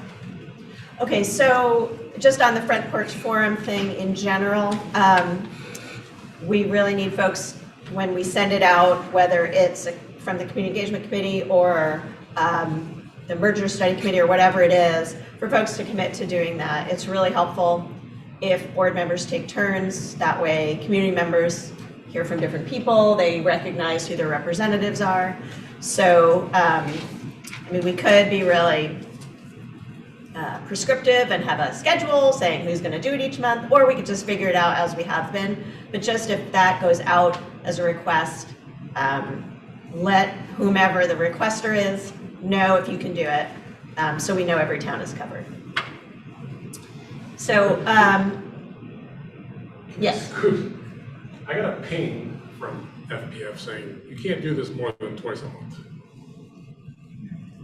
Or are you gotta be an ad, buy some advertising or something? That's weird, because I definitely send stuff, post things more than twice a month. Said if I'm an employee of an organization, which I guess I assume would qualify. Yeah, but are you posting under you or at, because I know sometimes you used to post in Alice's account. Yeah, we only have one account.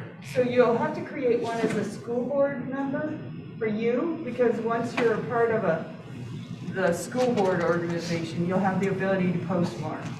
Okay. You have to be a school board member. You have to have an account. I think mine is a Gmail. Was it? I think so. Well, there was, Mine's a Gmail, yeah, mine is too, but I had to click Yeah. school board and then it was like 24 hours and then it let me. Anyway, sorry. That's okay. I was waiting on a call from the Front Porch Forum folks just to see about all the limitations, to just get clear on exactly what, but I think what we've been doing has been working pretty well, except for that. So hopefully we'll figure that out. And then, so I was mentioning before that our committee tries to do monthly updates in the paper, and they go in the Addison Independent. That was the initial goal, was to get them in the paper, but we also then send them on Front Porch Forum, put them on the website, and then ask Patrick to do an email blast to all MAUSD, so it goes to a pretty big audience.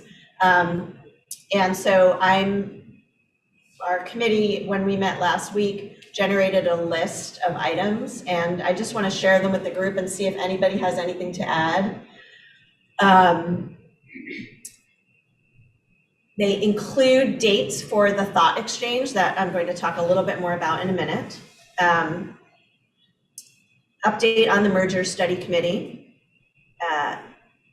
Update on our ongoing conversation about elementary school choice. And then we had timeline for the Lincoln withdrawal.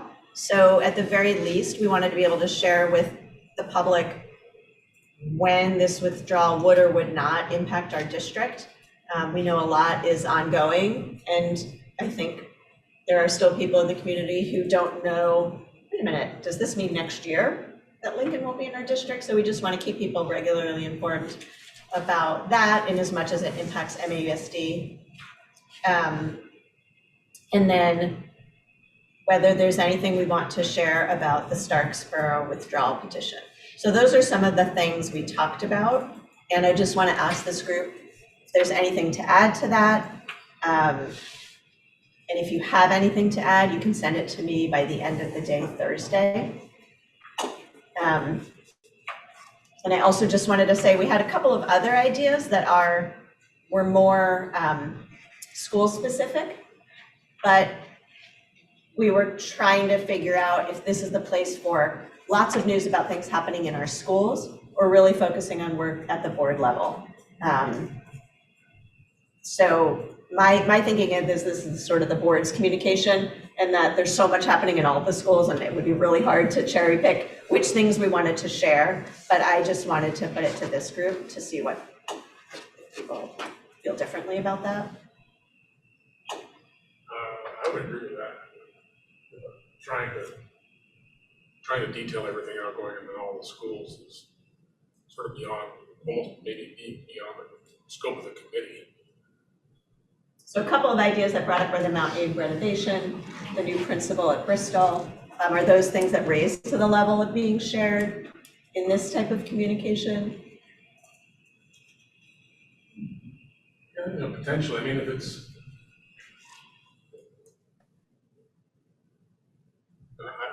this is just obviously just my opinion, but if it's something, at a pretty high level, those seem to be pretty high level items. Done. I'm just wondering, I know some stuff I'm not on social media anymore, but was shared at the district level. The district did a lot of postings on their own, so I know like there are individuals in each school that are taking it upon themselves to get the word out and do that kind of thing for their building. So it may already be happening through somebody in that building already. You know, the practice, and it varies school to school and skill sets and interests, and there's a lot of factors that go into it, but each school has Facebook, which links to Instagram. Some schools, in addition to that, use Blackboard Connect more frequently, and even sometimes post to Front Porch Forum. So then there's the email listservs that communications go out through. So those are the typical mechanisms at schools with variability on the frequency and whatnot that there are posts around those. I follow, Mount Abe has probably 15 Instagram accounts, so there's lots you can be tuned into there. And the elementary schools, it's mostly, they post to Facebook, which automatically links to Instagram on our websites and things like that, so. I think Dave's hand is up. Dave? It's right in the corner and there's light, right? Yeah.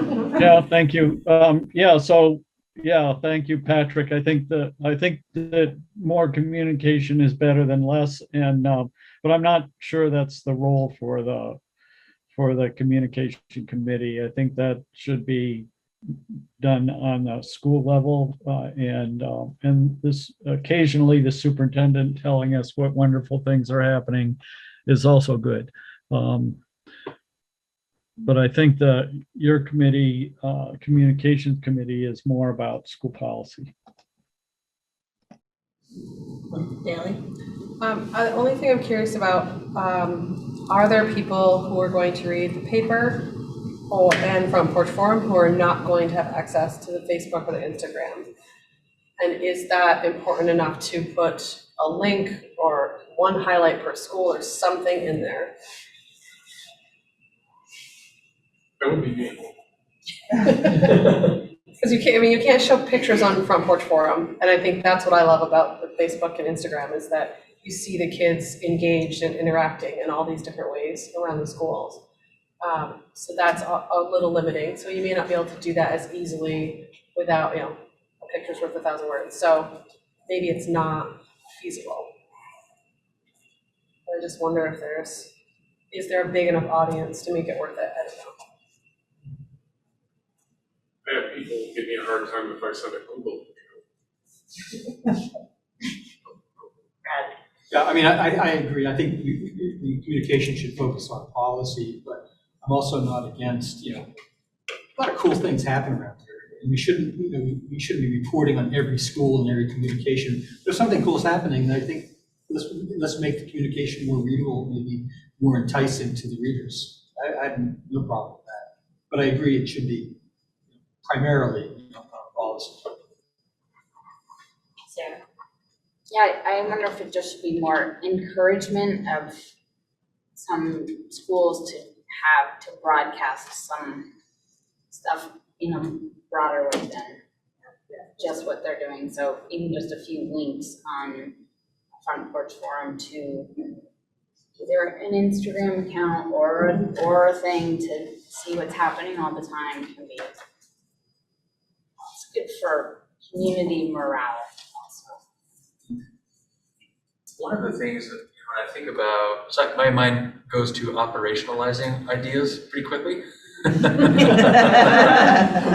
it's easy to come up with ideas sitting at the table and then making them happen sometimes gets tricky. We don't have a communications person in our district.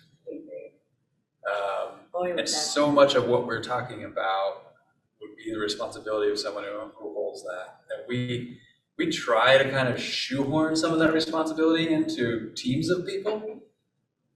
And that isn't always the best way to do that, the most effective way to do that. And so it's something to think about. One of the positions that we have earmarked budgeted funds for is still kind of playing on with the title and the responsibilities, but it's a kind of a community connections coordinator, which to me has kind of a communications component to it, but it can be much broader than just communications. So I'm thinking about these sorts of things, and this conversation keeps those thoughts fresh in my mind, and helps me start to think about how to really help facilitate this. Because what is interesting, what I think has always been true in probably every district everywhere is communication can be better,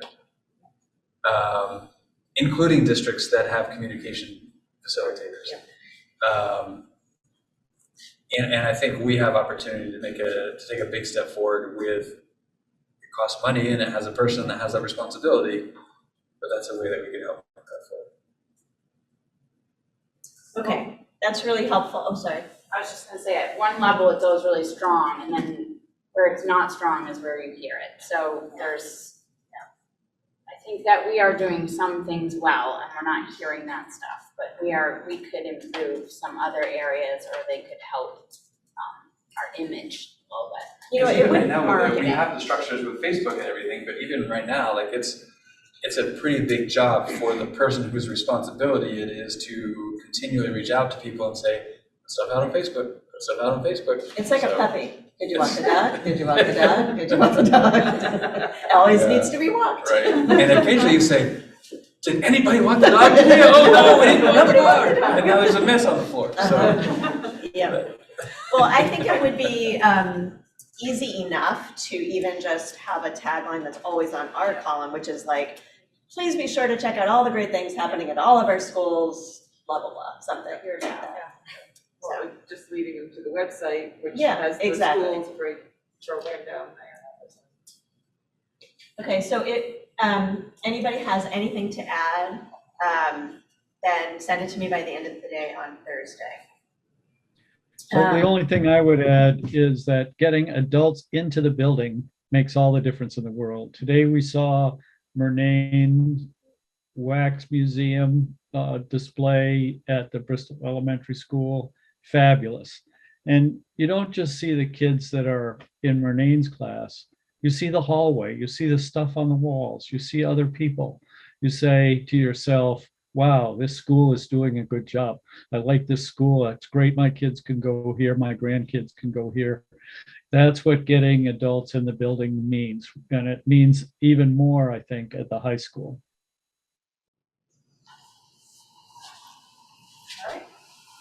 Okay. I haven't shared anything yet. No, Okay. yeah, so I'm not done. The puppy is not fully walked. All right, walk the dog.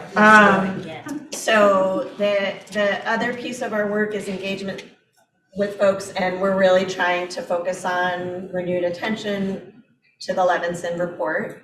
And so we have a timeline that we're working on to engage with folks around the report. And this is what I'm going to ask Patrick to share. And I'll make sure a link to this goes into the minutes as well.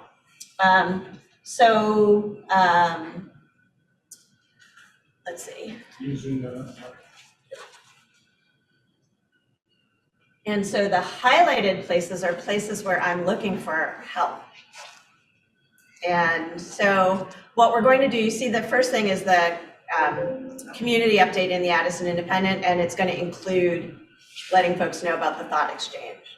So the thought exchange, this first one is going to be focused on asking people, what are your thoughts or questions about the Levinson report? So for us, we've probably read it a few times, digested different components of it. We sent it out to the community in its entirety, but we really haven't done much since then. And with a couple of people's help, we created a summary that's linked here that aims to hit the highlights with, providing enough context for folks to then be able to answer that thought exchange question. What are your initial thoughts? And also gives them the chance to ask questions.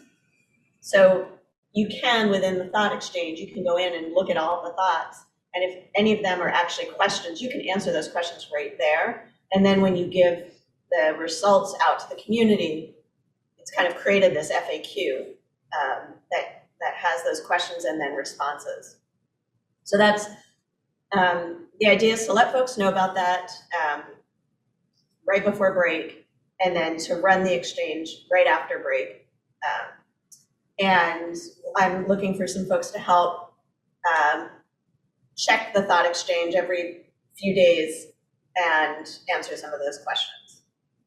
And that's a pretty easy thing that I can work with folks virtually, give you a quick training, and it's a great way to look at the data and to kind of get in there and see what people's thoughts are that they're expressing.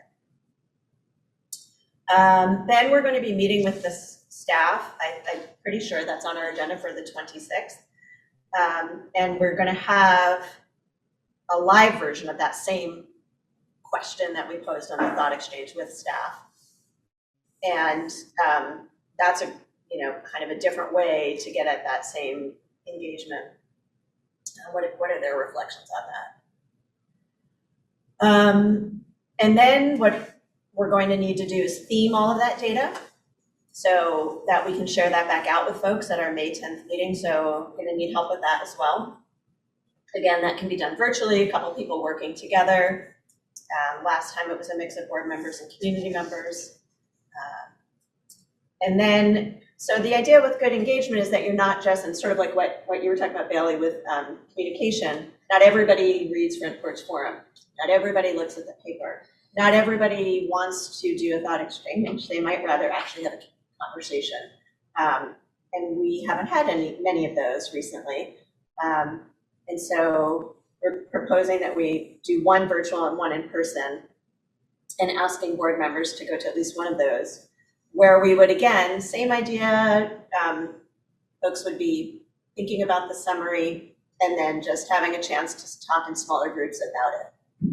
So the hope is to sort of cue our community up to, like, what is this big report that we invested a lot of money in and that we're really going to be exploring more deeply as a board, so that as we as a board start to dive in more to some of those options, people will have had a chance to get some good working knowledge about what that report says and what some of the things are that we're exploring.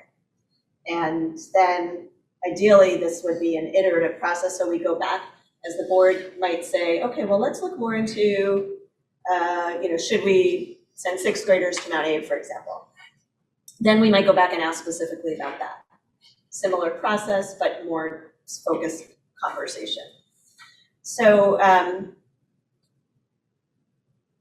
this is kind of going to keep us this will keep us busy to the end of the school year. And it is a lot of work, but I think it's really important. And again, keeps us focused on the work of the board, which is the strategy of where we want to be going in the future. So I guess you can stop sharing, Patrick.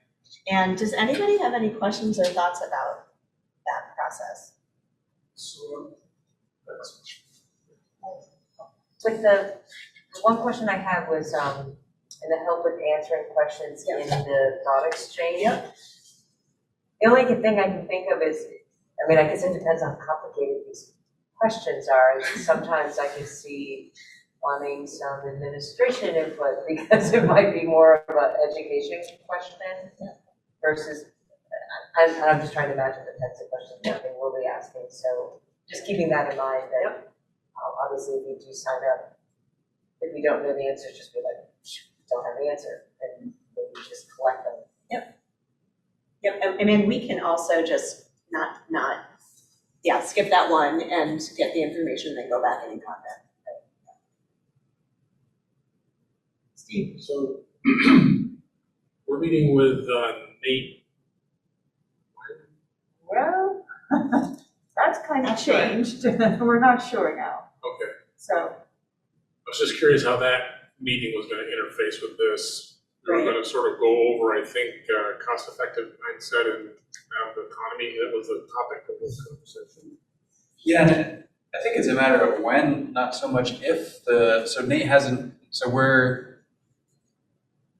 think April 26th is the first opportunity Nate's going to have for sort of a kickoff meeting with the admin team, and then late May is when we're planning for a little bit more in-depth. So April 26th to come to the board felt, from Nate's perspective, as maybe a little bit premature. So Don and Krista and I are gonna process that, think about what makes sense and timing and all of that stuff. So I think that's why it's a little unclear. We were thinking the 26th, and now we're rethinking that based on some Well, thoughts. that might actually help at this time, Mark, because we won't have sort of made a whole bunch of decisions based on something that people are just starting to comment on.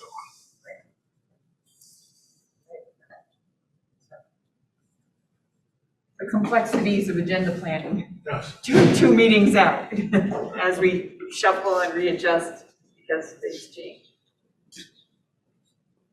So,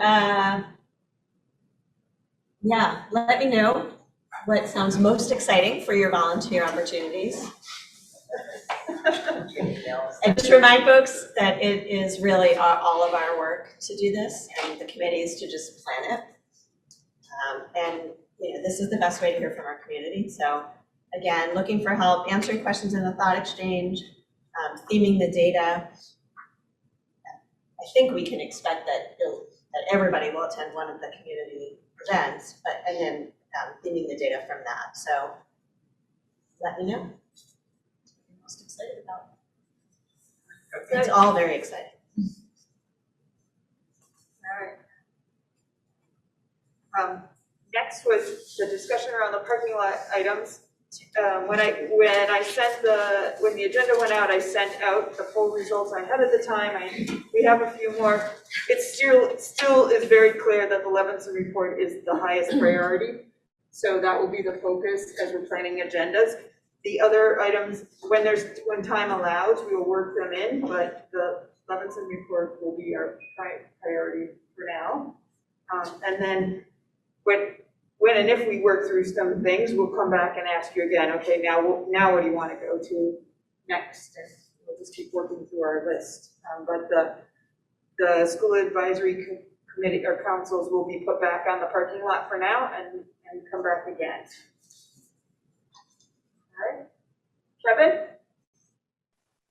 I noticed that reevaluating or working on the ends policy dropped out of that. Is that a sub-tier thing within those, or have we set that aside? That was just these in this poll were just specific to the last meeting, and so I put those, and then what shifts back will be on that other list of ends. That there's still I think it's attached to the board work plan at the top of our agenda. It's a tab. Yeah, there's a tab at the bottom of one of them. So it still lives, it's still there.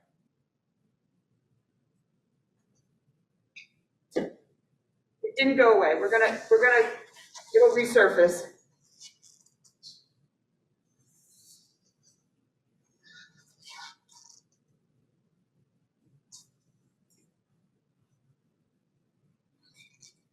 Okay, anyone else?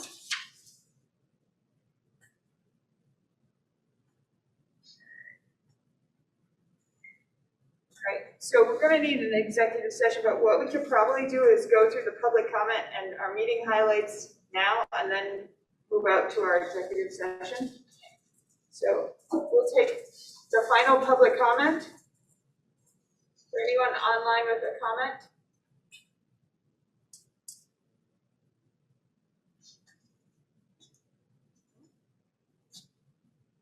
All right. Meeting highlights. Erin, you're on the schedule for meeting highlights this month.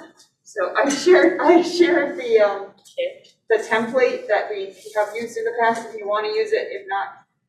But now is everybody's chance to let Erin know some meeting highlights you think would be important to share in the notes.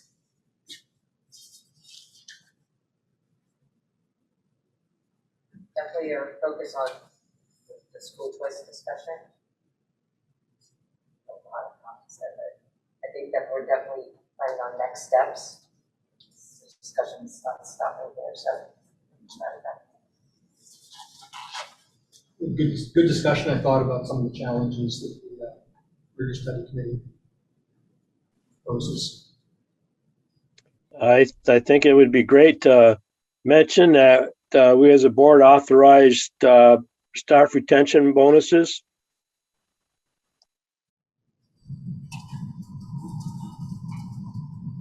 And even more, hopefully, when we get done with our executive session. Mention that too. We'll see. And upcoming Hopefully. community engagement around the Nate Levinson report. I noticed in the consent agenda the designation of retirement of Mary Stetson, 40 years. I think that's huge.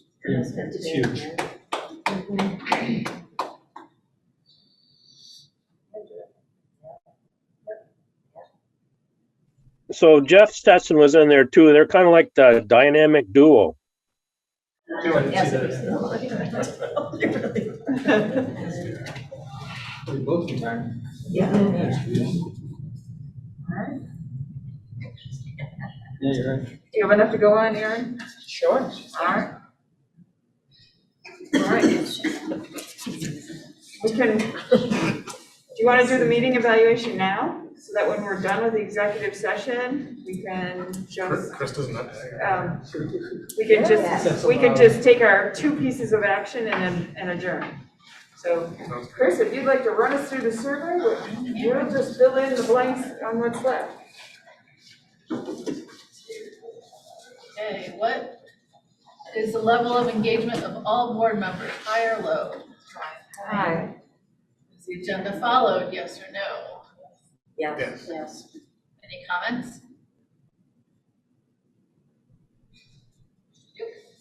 Does the chair effectively establish the agenda and materials for distribution to the board? Yes or no? Yes. Sorry. Any comments?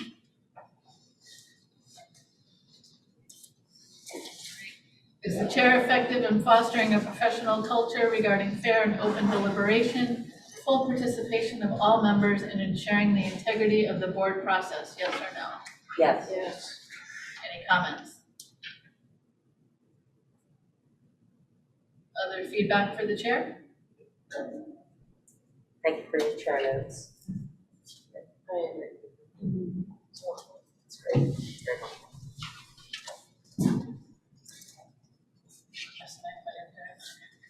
What went well with the meeting?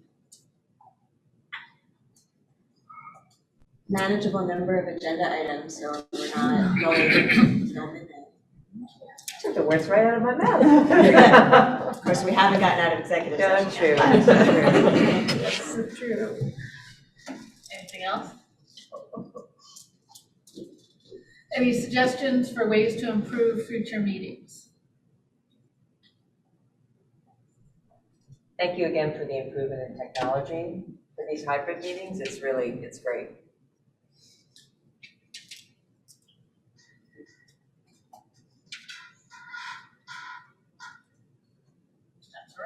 All right. So we are in need of an executive session under Title I, VSA 5313A 1B, labor relation agreements with employees. We're going to need to invite Patrick and Katrina to join us for this session. Is someone willing to make that motion? I so move. Sandy? I'll second. Aaron's going to second. All right, who's All right, Aaron. All those in favor of going into executive session at 8:19, please say aye. Aye. Any opposed? Any abstentions? All right,